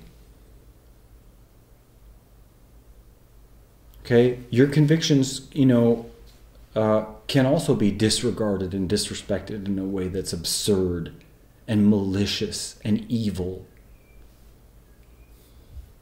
And look at the Bible, the Torah, the Old Testament, the Jewish Bible. It has chapter after chapter about how to deal with people with communicable diseases. It requires that you take lepers and put them outside of the wall. There's all kinds of descriptions about how you know whether a person still continues to be. Sure, you put a leper outside of the wall. You put a contagious person outside of the wall. Okay, so let's put all the old people outside of the wall. And then let's burn them if they're above 84. Is that what you want, or 80? Of course we can quarantine the sick and ailing, but what's happening is we have a lockdown of the healthy and the quote-unquote asymptomatic. We have a completely reversed process. And then we're supposed to give therapies to healthy people by injecting them with something. And you're saying even by force injecting them with something, and we had this, where's the survival rate? And we have this survival rate. We're going to force inject 100% of the people because of 0.017% being passing away. Contagious, and the concept of choose life in the Bible, which is often quoted against abortion by Christians, but surely Christian theology, Jewish theology, Muslim theology, all the Mosaic religions, the Abrahamic religions, all support preferring life. So I wouldn't exempt anybody on religious grounds any more than I would exempt. Because of your interpretation of those texts, Mr. Dershowitz? There are people that don't think that it's a really good idea to have aborted baby fetal cell lines squirted into them. Okay? What do you think happens when you squirt girl DNA into a boy, and when you inject boy DNA into a girl? There are people that say, you know, we don't want that. Would you find that reasonable? Would you find it reasonable for a parent to say, I don't want you to squirt boy DNA into my baby girl, or the other way around? Would you find that reasonable? I don't want you squirting girl DNA into my baby boy. I refuse. Now, then the interesting thing is, it's like, oh, you have to legitimize your refusal. Why? I mean, the people are only reaching towards, well, because I'm a Christian, because they don't want you to mix the DNA of their children. And you're talking about it needing to be it somehow needing to be legitimized. No, the parent is saying no. Because adults have the human right to make private medical decisions for themselves and their children. And you don't know my medical records, and I don't know yours. And thank goodness, because if that were something that the state had control of, then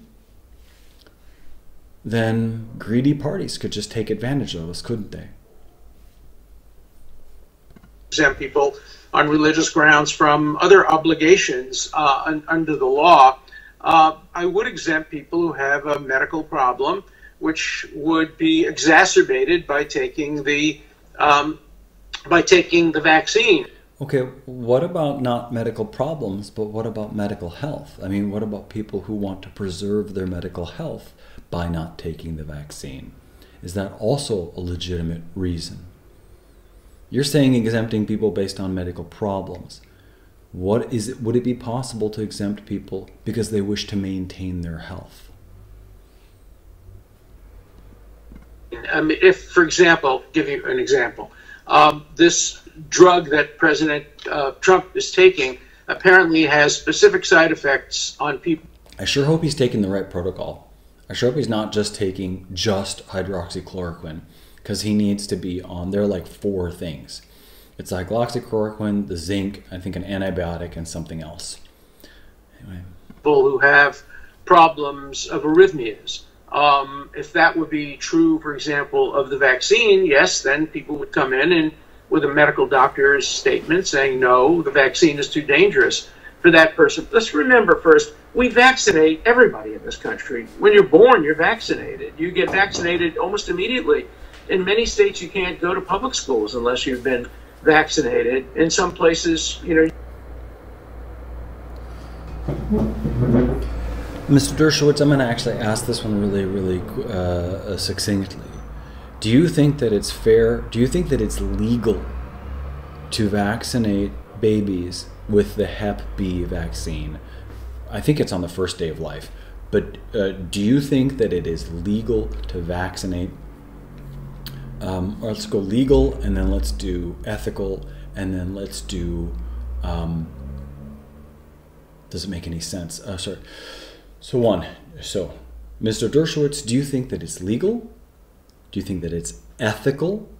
And do you think it makes any sense at all to vaccinate infants against Hep B?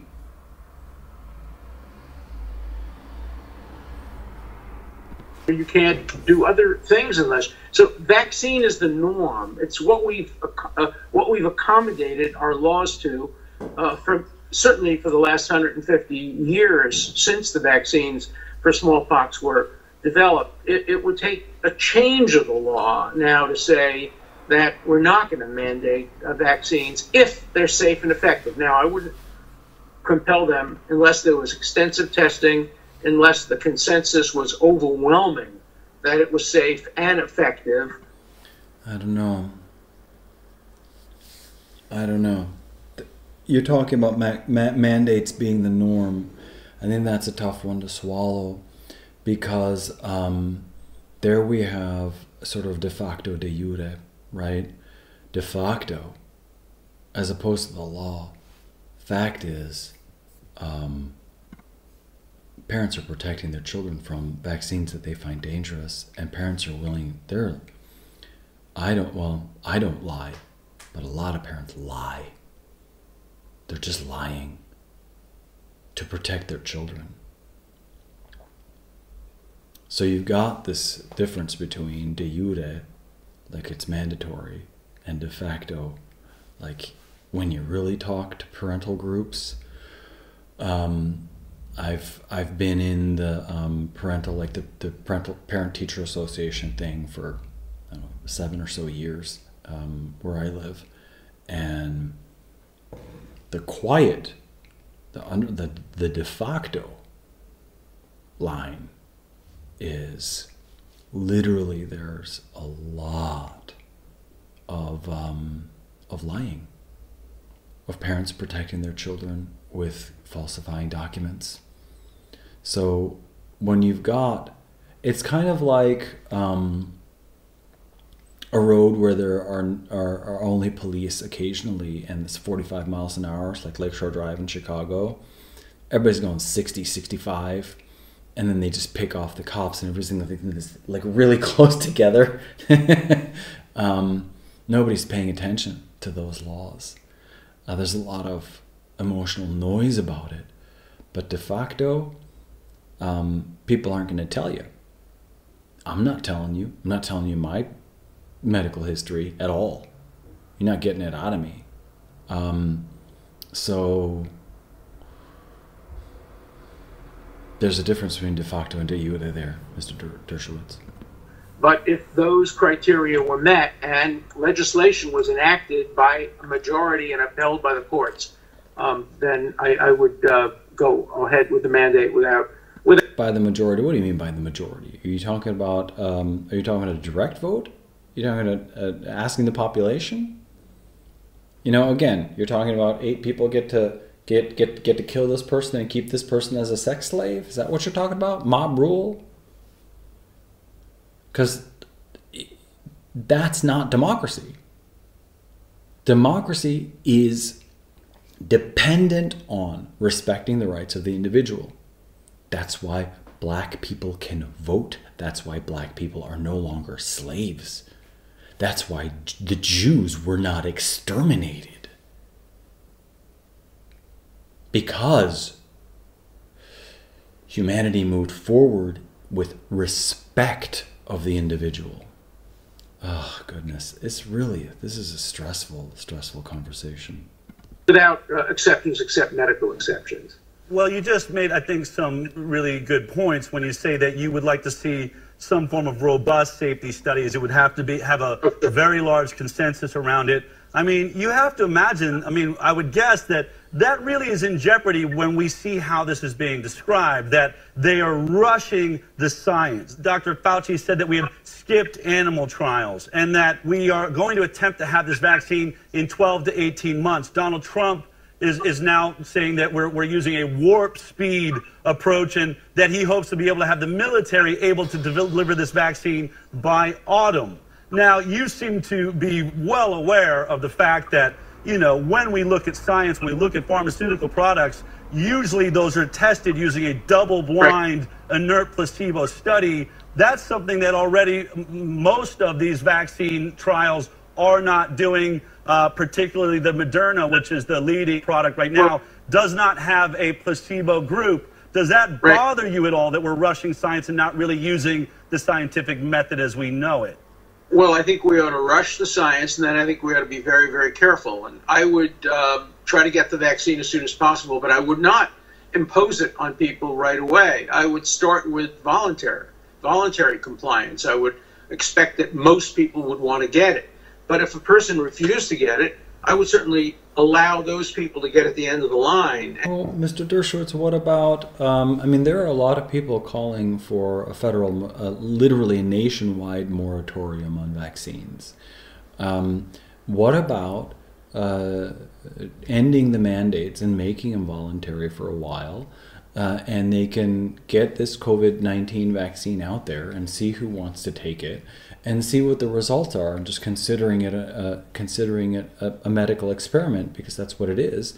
And clearly we can't be forced to have medical experiments performed on us. I mean, what about that? What about just clearing out the mandates and making and changing the mandates to voluntary participation? And wait until we had double-blind testing and placebo tests and all of that. I think you do have a right to... Well, that is interesting. Double-blind test and placebo tests.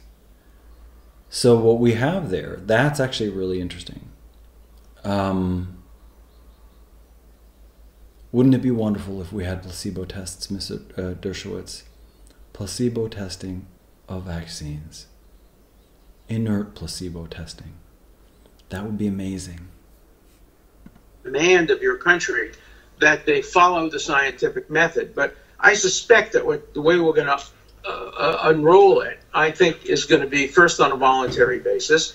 And in the end, we'll get to the issue of how to deal with those people. And I think it will be a relatively small percentage. Certainly it'll be under 10%. Will it be under 1%? I don't know. Who will Well, I mean, let me refuse- just say that polls right now are saying that 70% of Americans say they will take it. 30% are saying they won't take it. There's been several polls in that approximate area. So 30% obviously leaves you short of herd immunity, right, which is the goal. But let me be clear. So you were saying then when you said you could be taken to the hospital, Del, 70% doesn't necessarily not give you herd immunity. I would think that each virus has its own kind of saturation point, right? Where you know 2/3 of the global population has herpes simplex 1, and you know yesterday 153,000 people died, but 100,000 people yesterday didn't die of herpes simplex 1. Herd immunity via vaccines is actually also an extremely questionable scientific claim. So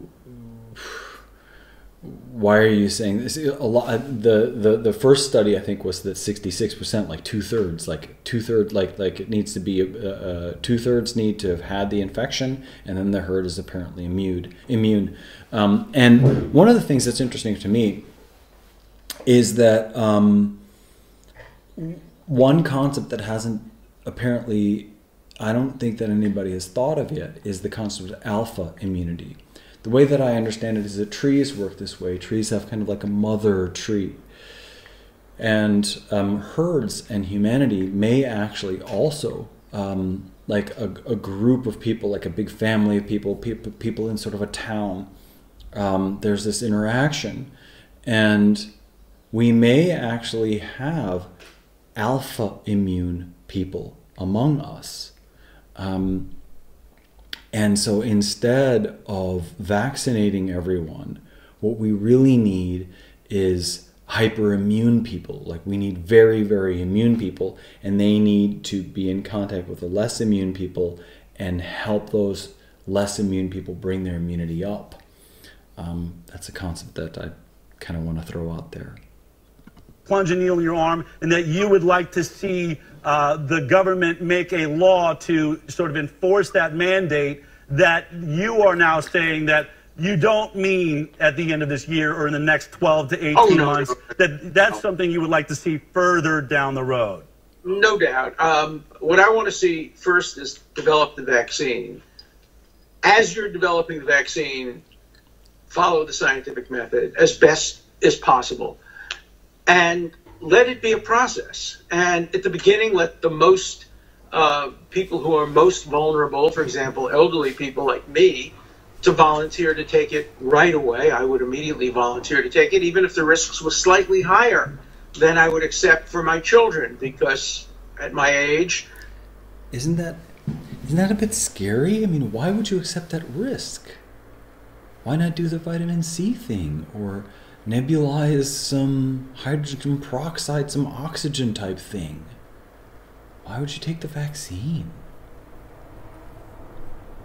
The risk-benefit ratio is a little bit different. So I would go to my doctors and I'd make a medical decision, a careful decision, and would take the vaccine, but I wouldn't impose it on my children and my grandchildren until we were probably a little further along in the testing process. So I don't think we should be rushing to plunge needles in the arms of the most unwilling people first.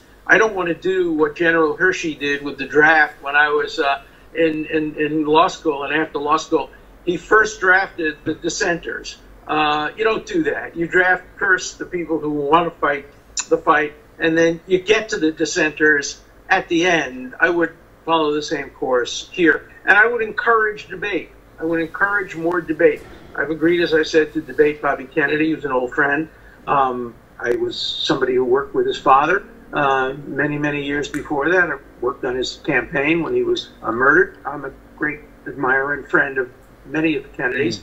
And I'm looking forward to my debate with Bobby. We are two reasonably intelligent people who can disagree and still have a friendship after our disagreement.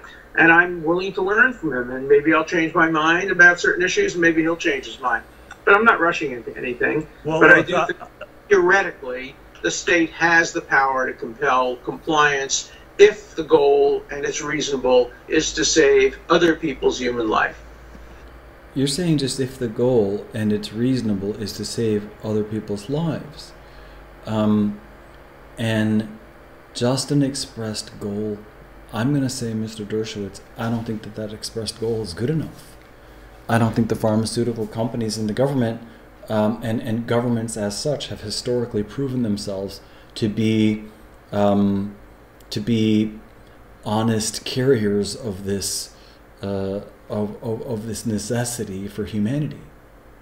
I think the individuals are, in terms of how they defend their own lives, much more reliable with regard to maintaining their own health. Because what you're talking about is medical fascism. And I don't think that, medical totalitarianism and medical fascism is a direction that humanity can go and stay viable and stay healthy. So, just having a goal, a reasonable goal, yeah, it's a reasonable goal to keep everybody healthy. Now, inject aluminum in motor oil. I don't know. I appreciate that, and I have to say, I think just based on what you just said, a lot of people's shoulders just relaxed, and they feel like, that's a much more reasonable statement than they thought that you'd made. But I do want to point out that you have a very powerful voice, and that voice has just gone across America and planted this seed that you really believe in a vaccine mandate and want to see that happen. I'm happy to know that you're willing to see that sort of stretched out so that more studies could go along. But let's go ahead and jump to that hypothetical moment where, let's say 2 or 3 years down the road, which, by the way, if this follows the course of MERS or SARS or every other coronavirus we know, it will be gone on its own within 2 years. So it seems like it'll be anticlimactic to finally, be bringing in a vaccine mandate at the point where this thing has handled itself naturally. But I think that's a different point. I'd really like to drill down. So when you say everybody and you excluded, you're not going to exclude people with religious beliefs or anything like that. Let me ask you about children. Because children, you did say that we have a vaccine program for children and that we all get vaccinated. But the truth is really adults don't get vaccinated. I mean, it's kind of hard. It's kind of hard to be like, when you hear somebody saying, I think that medical fascism is okay. I think that it's okay that if there's this intent for the greater good, that you can drive needles into the arms of the unwilling. That means that you're saying that a medical fascist regime is acceptable to you based on intent, based on, marketing verbiage. It's hard. It's hard to sit here and smile and be like, oh, yes, okay. Well, maybe we can just assault children because we think it's a good idea, and other people think that it's also a good idea, and because it's easy to convince the masses that it would be a good idea, so let's just assault children. It's challenging. There are schedules. The CDC does recommend it. We know that, adults really are not getting the vaccinations that are being recommended by the CDC. There's a real goal by the WHO and the CDC to get adults into either some sort of mandated process, just like... Look, the whole adult vaccine thing is like, everybody's already okay. We're 40 and we're above. We done had our vaccines. What else do we need? You think that's going to improve our health? Look at our kids. Look at our kids. Leukemia, asthma, the other A-ism, attention deficit, neurological disorders, chronic disorders. You think we want that? You think the adults want that? Like children. But when we look at COVID-19, when you look at it, every scientist around the world essentially has been saying, including Deborah Birx and Tony Fauci, that children seem to have really no effect from COVID-19. Even in China, in the hardest hit Wuhan, they were surprised that children weren't even getting sick. So if children don't even get sick from this virus, do you think that they should be injected with the vaccine when they don't actually need it, and they would be perfectly safe if they got the illness itself? Well, I'll answer with a hypothetical. Let's assume you had a group of people who were genetically immune. They couldn't get the disease. They absolutely couldn't get it. 100% can't get it. But they are carriers, and they could spread it. I would require them to have the vaccine, even though it wasn't done. What if they're just theoretically carriers? What if they can't actually spread it? What if that's just faked? And for their own benefit. And I think that analogy would apply as well to children. Now, it's difficult because, you know, children... What if by injecting them, you're turning them into carriers? Can be very vulnerable also to injections, and I would have all kinds of medical exemptions for children if their parents objected. But if the objection were purely... What happened?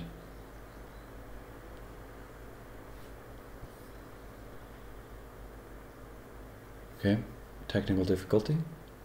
Ideological or religious, I wouldn't exempt children just because they themselves might not be immune. Remember, children come into contact with their teachers, with their grandparents, with their babysitters. Right, but what about traditional virology and immunology, where those that have überarbeitet, that have worked through the infection, help contribute to herd immunity?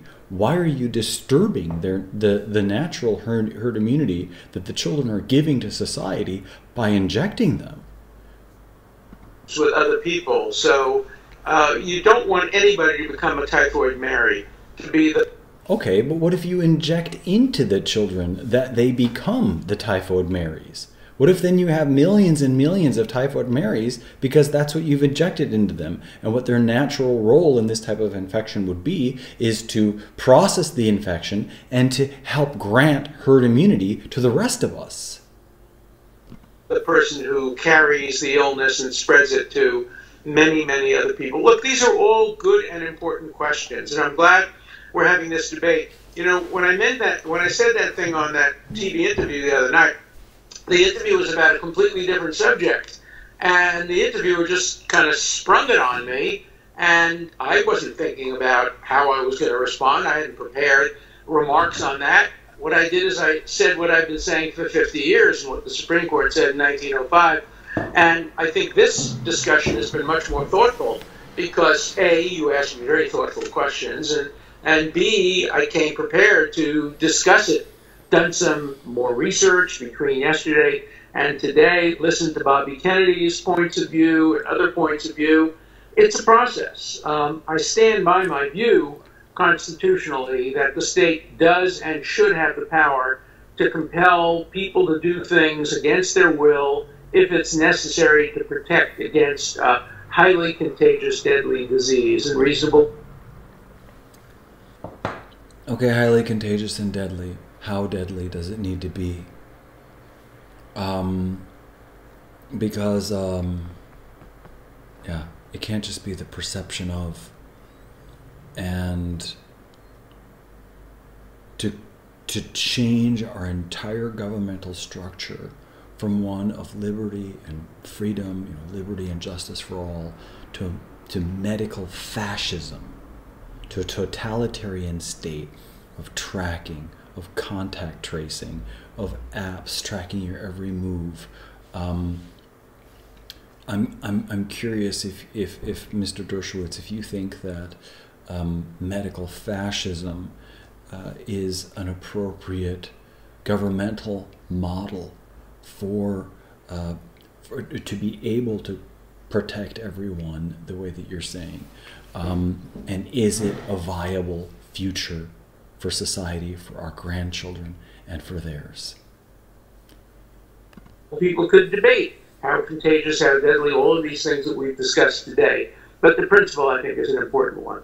Right, but and I agree with you, and I agree that, you are aware, of the Supreme Court's power. But what I'm challenging or questioning is really your desire to see them use that power. When you made the statement that you would like to see this mandate, you took that conversation a little bit of a different place from, from saying, that they could uphold this, and you would agree with it. You say you want to see them do this, and you would want to be the one that would fight this and take this all to the Supreme Court, which is why I'm asking you very important questions, because I think as someone that's going to have that strong an opinion, I'd like to know what your opinion is based on the safety. And so when you just made the, talk about children, we know that children have no danger whatsoever, really, categorically across the world when it comes to illness. And as you pointed out, any injection, any vaccine does have a percentage of children or adults that will be injured. So are you saying that for some greater good, that it's okay that we are going to put the children in an increased risk position by having them vaccinate when they weren't going to be at risk by getting the illness, that it's okay to increase their risk of death,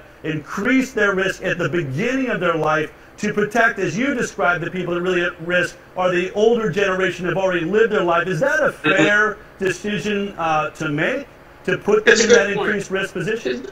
It's a fair point. I disagree with your empirical assumptions. Number one, we know that children have died as the result of it. Not a lot, but we know they died. We know that this heart condition and these strokes that come out, we also aren't sure whether kids who don't have symptoms now will have symptoms later in life. Second, it doesn't only protect the elderly. Obviously, there are lots of people. Okay, so illness isn't just caused by one thing. It's not like all of a sudden COVID-19 is the only thing causing illness. In their 40s and 50s who are at risk and who are dying. But third, I have to answer your conceptual question, and the answer is yes. The very, very slight risk of an infection at the injection point or something else, the state has the power to... Mr. Dershowitz, we're not talking about a slight chance of, redness on the shoulder. We're talking about death. We're talking about death after death after death after death after death after death after death after swollen up and the skin comes bleeding off of the body, and death, more death and more death and more injury. This is all death, though. This is a memorial page. And death and death and death and death and more death and more. Let's go to some that haven't. Death and death and death. Death.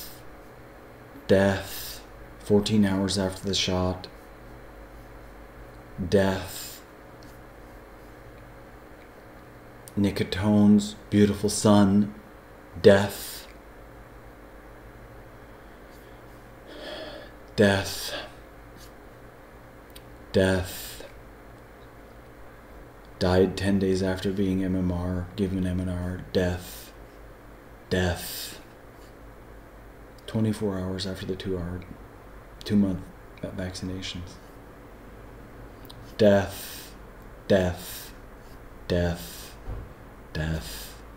Death. It's like an unending stream on this vaccine memorial page. Death. Okay. Went psychotic. Might have been aluminum in the brain. Death. Death. Death. Death.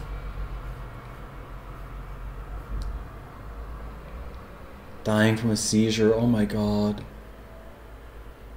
He was still able there, apparently, to stand. Death. Death. Death. Okay?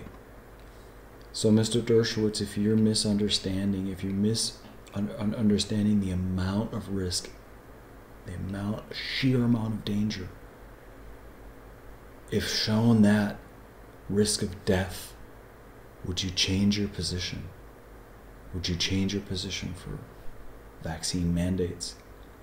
Would you maybe even advocate for a moratorium on mandates so that vaccines are only voluntary in the United States of America and hopefully in the rest of the world?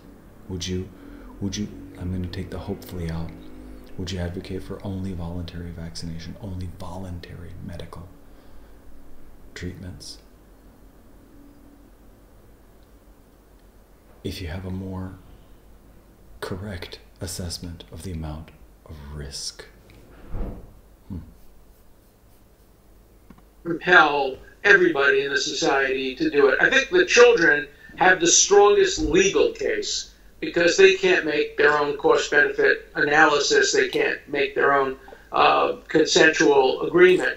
But, I'm saying that even adults who disagree can be compelled. So the argument for children is pretty strong. I want to see more of the science about it as well. I want to see how much impact injecting the children with the vaccine has on the herd immunity and all of that. I think a lot of it is science, and in the end, debate this in front of the state legislatures, and the legislatures may want to have an exception for children under a certain age. When we talk about children, you pointed out something really clearly, that we don't know this virus, how it will affect them years down the road, but the same could be said about the vaccine. When we are talking about a vaccine that I would imagine, if it's going to have any effect on COVID-19 at all, will have to be mandated, for everybody within 2 years or so. So that means we will have no ability, there'll be no science that exists to show the long-term safety implications or health implications of children who, as far as we know, had no issue with the illness. We don't know if the vaccine is going to have long-term issues. We also don't know, for that matter, any adult. When we're talking about rushing this, I think you made a really good point. We don't know what the long-term effects of the illness are, except that we do have a historical reference of what happened with people who've had coronaviruses since the dawn of man, what happened when they got SARS, when they had MERS. We have no idea what will happen to people who get the vaccination. So let me ask you this question, because I do want you to be thinking about these things, because you probably are going to be a voice talking about this. So here's the question. When you say that the FDA, CDC will determine it's safe, and therefore that's the time that, we've done the trials, but always in trials you can't test everybody. And in Moderna's, which is the leading contender right now for the vaccine, they've already excluded people out of their trials because they're going to be at higher risk for having an adverse event, I would imagine. So they are not allowing people with cardiovascular disease. They're not allowing people with obesity into the trial. They're not allowing people with respiratory illnesses. And so I wonder, if we get to the point where we are now going to mandate this vaccine, would you consider then allowing people that have heart conditions or diabetes or obesity to be those that cannot be dragged to a hospital and have a vaccine rammed in their arm? It's a fair point. It's a fair point. I think it would be fair to argue that anybody who was not part of the group that was subject to the testing, there's not enough medical and scientific basis for compelling them to have the vaccine. That seems to me to be a very fair, scientific, as well as legal point. Hopefully. Sure. But Mr. Dershowitz, one of the problems there is if you say that, then somebody's going to say, you know what, please show me like I'm of Latvian and Austrian descent. Has it been tested on a Latvian Austrian? Has it been tested on a mixed Nigerian and Asian? Has it been tested on a Native American? Has it been tested on, like you could basically then just say, look, you haven't tested me, so I'm exempt. So, like, essentially, then the attempt that I'm saying that your intent is to create to create a regime of medical fascism, and it would be a horrible thing. I'm sure that you would reject that label, but clearly giving the government authority to inject people at will is medical fascism, right? You're saying that it has to be reasonable and the intent has to be good. But you could just say that it's reasonable, right? So,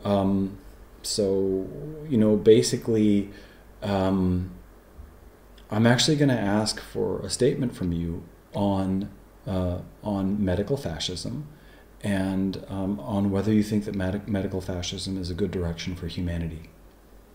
What happens with these tests are, first you exclude the most at-risk group, And eventually, as the tests prove themselves safer and safer, you include more and more and more groups and more people, and hopefully we'll come to a point, as we did with polio, where virtually anybody can take the vaccine.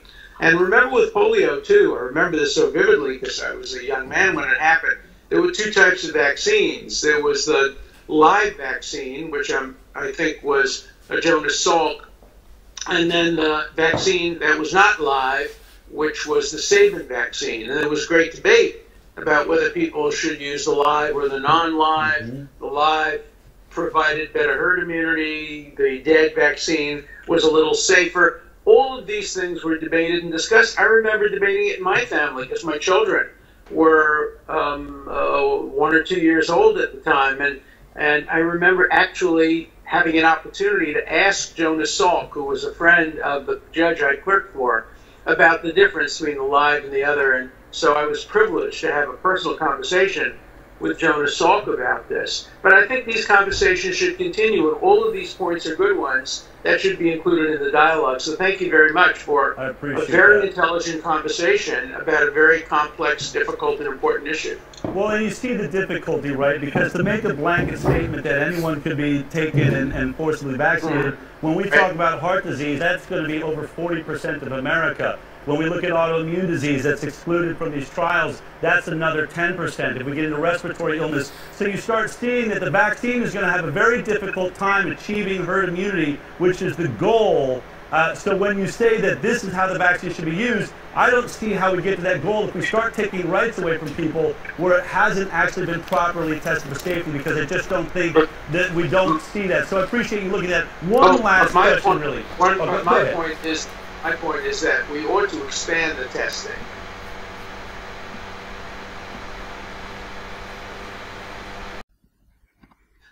Everybody my age, I'm 81 years old, has some problem, some medical problem somewhere, and yet I want to take the vaccine. So I'm going to follow very carefully who's tested, who's not tested, and hope that they'll... Why, Mr. Dershowitz, would you take the vaccine? Why are you convinced that it's going to keep you safe? Why don't you boost your immunity? Why don't you take the appropriate vitamins and go to a sauna and get your blood flow going well? You know, go to your physical therapy 3 times a week. You know, do some swimming in a non-chlorinated pool. Why? Get your sunshine, get your rest, go for your walks, work in a garden barefoot, get grounded. Why would you take a vaccine? Come a time when the test will include people within my category so I can safely test it. So again, I think it's going to be a process. It won't be black and white, yes or no. Well, I mean, you did say that you would be safely testing it, right? And a question for me regarding testing and experimentation comes up. Was the Tuskegee experiment illegal? Is it okay? Was Nazi experimentation on Jews with vaccines, okay? They injected Jews. Was that illegal? So if the Tuskegee experiment was illegal and the Nazi experiments using vaccines to vaccinating people, I think she's still living. There's there are videos. There's videos of her, but they used vaccines to experiment on Jewish people in concentration camps. If Tuskegee was illegal, if the Nazi experimentation was illegal, what's the difference between government mandated COVID-19 vaccines? What's the difference? You mentioned intent. Is intent good enough? Are you able to assess the intent? And currently the person, who's doing it is Bill Gates. It's Bill Gates' vaccine. Are you comfortable with that? You're comfortable saying that the government gets to measure the intent of a vaccine manufacturer, not the recipient of the vaccine? Okay. So the first question is, what's the difference? What's the difference between the Tuskegee experiment, Nazi experiments using vaccines on the Jews, and mandatory COVID-19 vaccination? What's the difference? Okay, and then the other question I asked, so.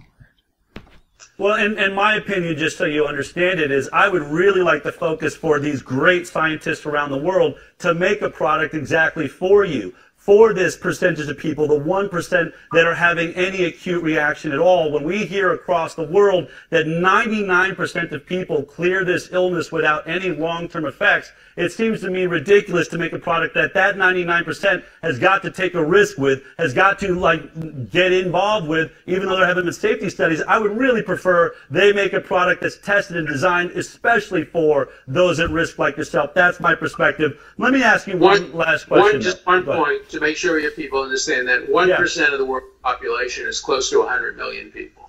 Right. So that's a lot of people to put at risk. If 99% are safe, we don't want to put at risk 100 million people. No, but that's my point is we should be making a product for that 100 million people, not for the 7.5 billion people that the other, that don't really need it. And so that's my perspective. Let me Right, and that's basically fraud, because basically what we're exposing there is to do something good for these 100 million people, 7.8 billion people, or whatever, 9 billion, or whatever we're saying, 10 billion, have to purchase a product, use it, and apply it to themselves to save 100 million. Well, that's just fraud is what it is, right? The product should be for the people who need it. Let me just ask you, this question. Since you said that, it would be defendable in the Supreme Court, I don't really know the laws. Can you name a case where forcibly injecting somebody was upheld in a court? Of course, yes. The Jacobson versus Massachusetts. It took place in Cambridge, Massachusetts, where I spent most of my life at Harvard. And Cambridge had an outbreak of smallpox in the first decade of the 20th century. And a group of dissenters, led by a man named Jacobson, took the case to the United States Supreme Court.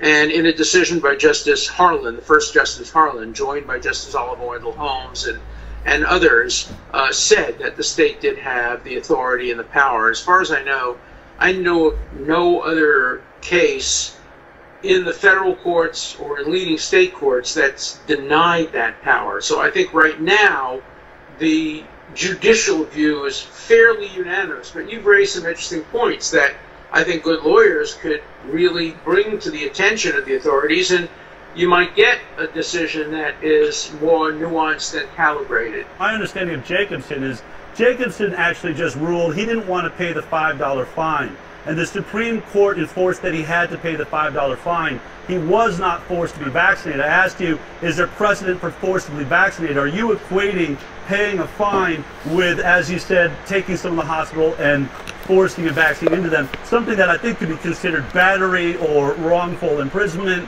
Or do those equate? Does paying a fine equate to actual physical retaining and puncturing your skin with a needle? Do you think that those things actually line up? Of course they don't, but the Jacobson case would have permitted compulsory vaccination.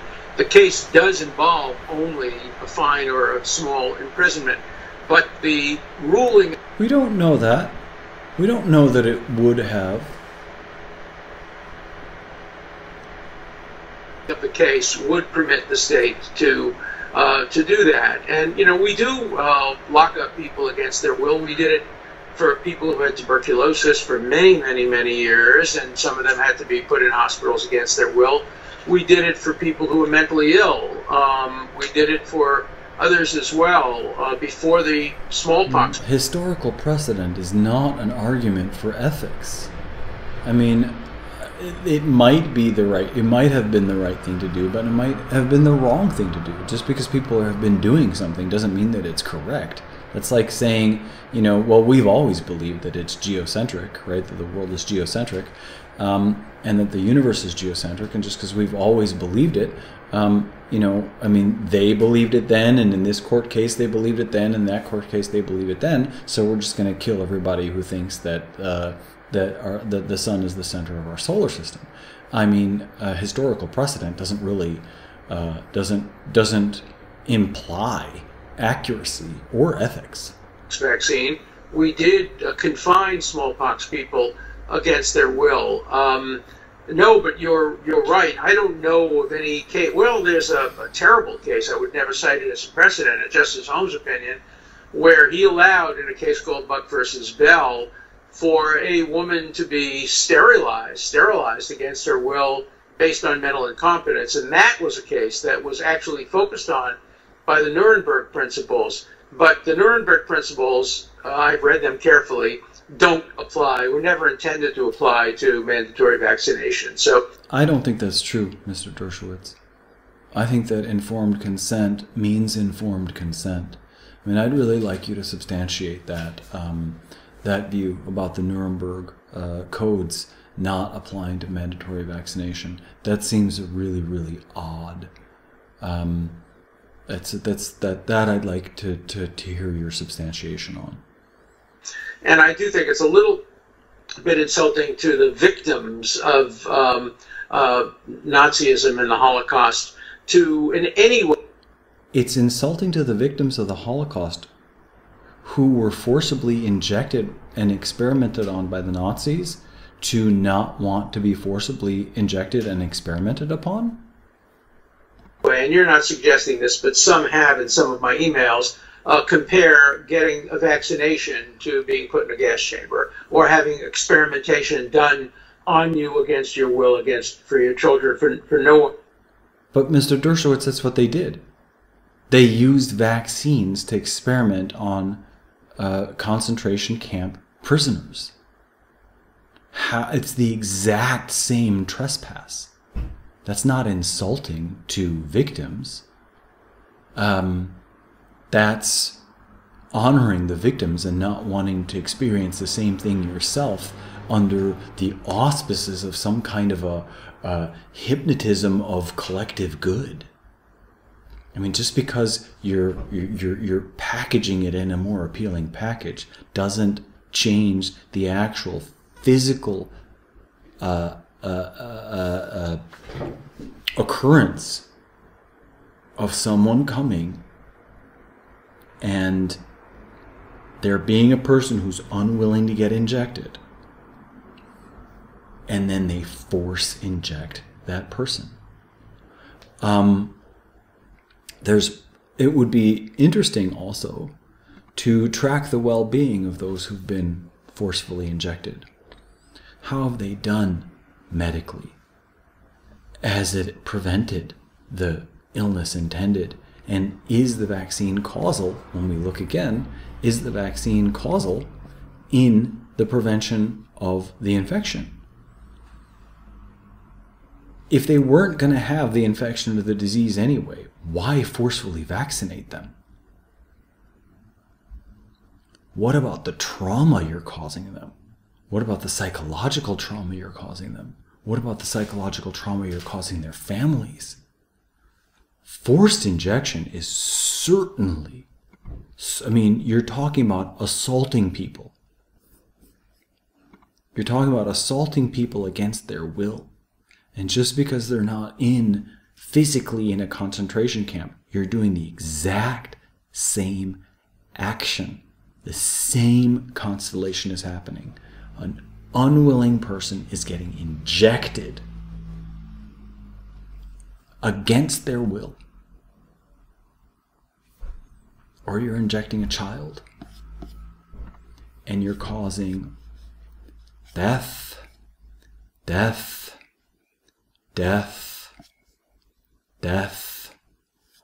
a video. There's a picture of a video.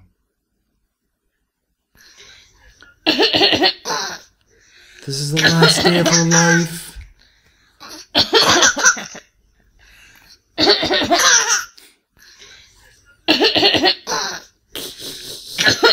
This child is dead. This child is dead. A week after 4-month vaccinations.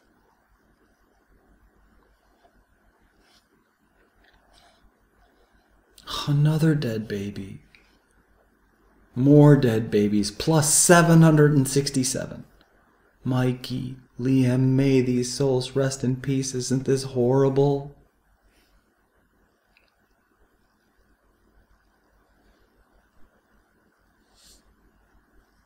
Oh.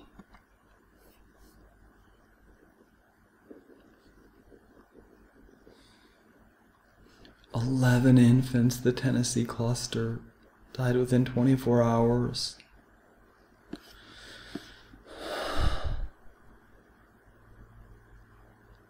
Costly sacrifice of compulsory vaccination." Here's a tombstone.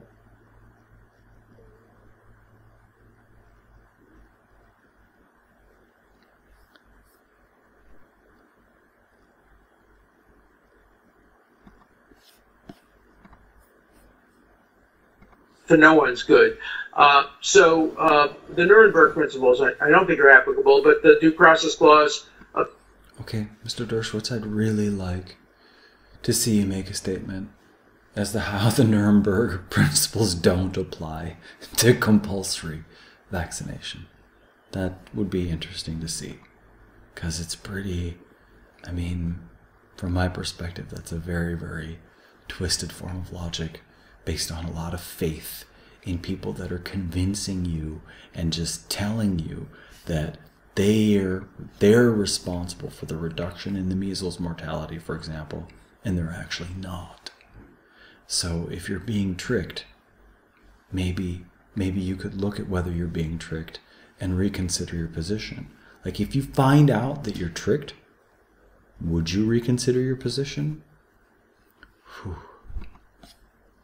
The Fifth Amendment is applicable, the Equal Protection Clause, the bodily integrity of the Fourth Amendment. All of these are relevant, and I think we will get a test case. Maybe I'll argue it, maybe I won't argue it. You're such an important voice. I really appreciate you taking this time to sort of explain where you're at. But I've learned a lot from your questions. I mean, You've asked some very all fair and very probing questions, and I think we should continue to have this debate and this dialogue, and let's make rational, calculated decisions. I agree. And let's turn people against each other.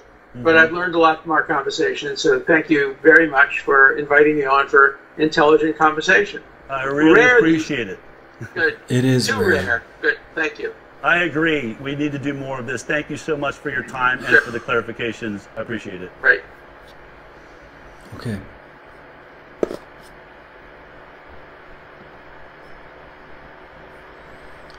So I'm going to end this video by just sort of scrolling through the vaccine memorial page.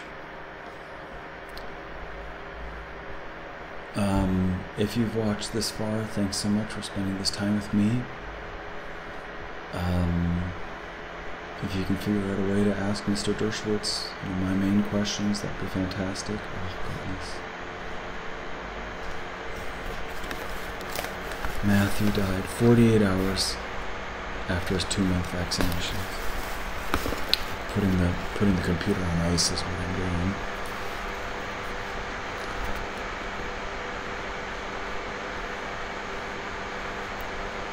It's death.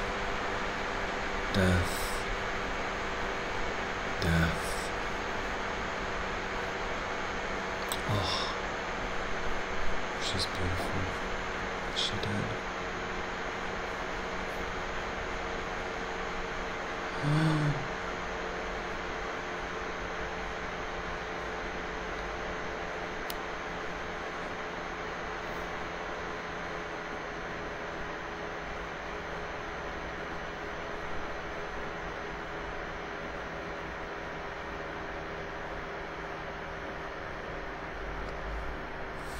This is Evie. Beautiful baby. 14-year-old girl, Gardasil death. $250,000 awarded, yay. If they kill your baby, they give you $250,000. Whoa.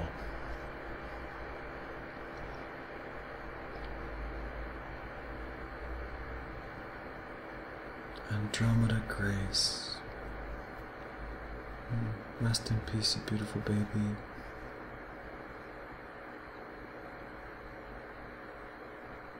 Rest in peace, child. Teen died in sleep after HPV jab as experts brand vaccine useless. Wow. She looks like she had a bright life ahead of her. Lots of fun, swimming. Larry Paul, rest in peace. Oy.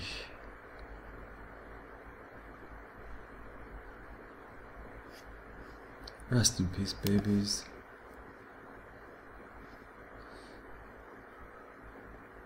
Elias Timbenis, vaccine injury.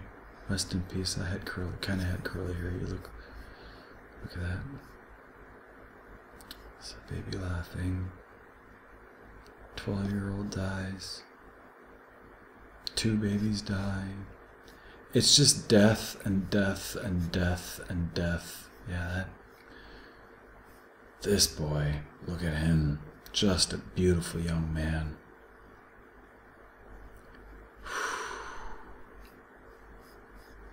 Should have been an actor. I'd like to see him in a sitcom making a little joke. That'd be hilarious. Or whatever, an engineer.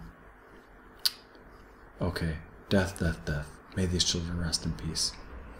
I'm going to end with a prayer. Dear God, protect us from medical fascism. I truly understand the point of people not being allowed to harm others. However, criminalizing health and saying that healthy people somehow endanger others as quote-unquote asymptomatic carriers, God, I'm gonna go ahead and say that that sounds really insane. Because if there are these pathogens, if it's, if it really is germ theory, then we have a right to have the microdoses of it to boost our own immunity and to boost our own health.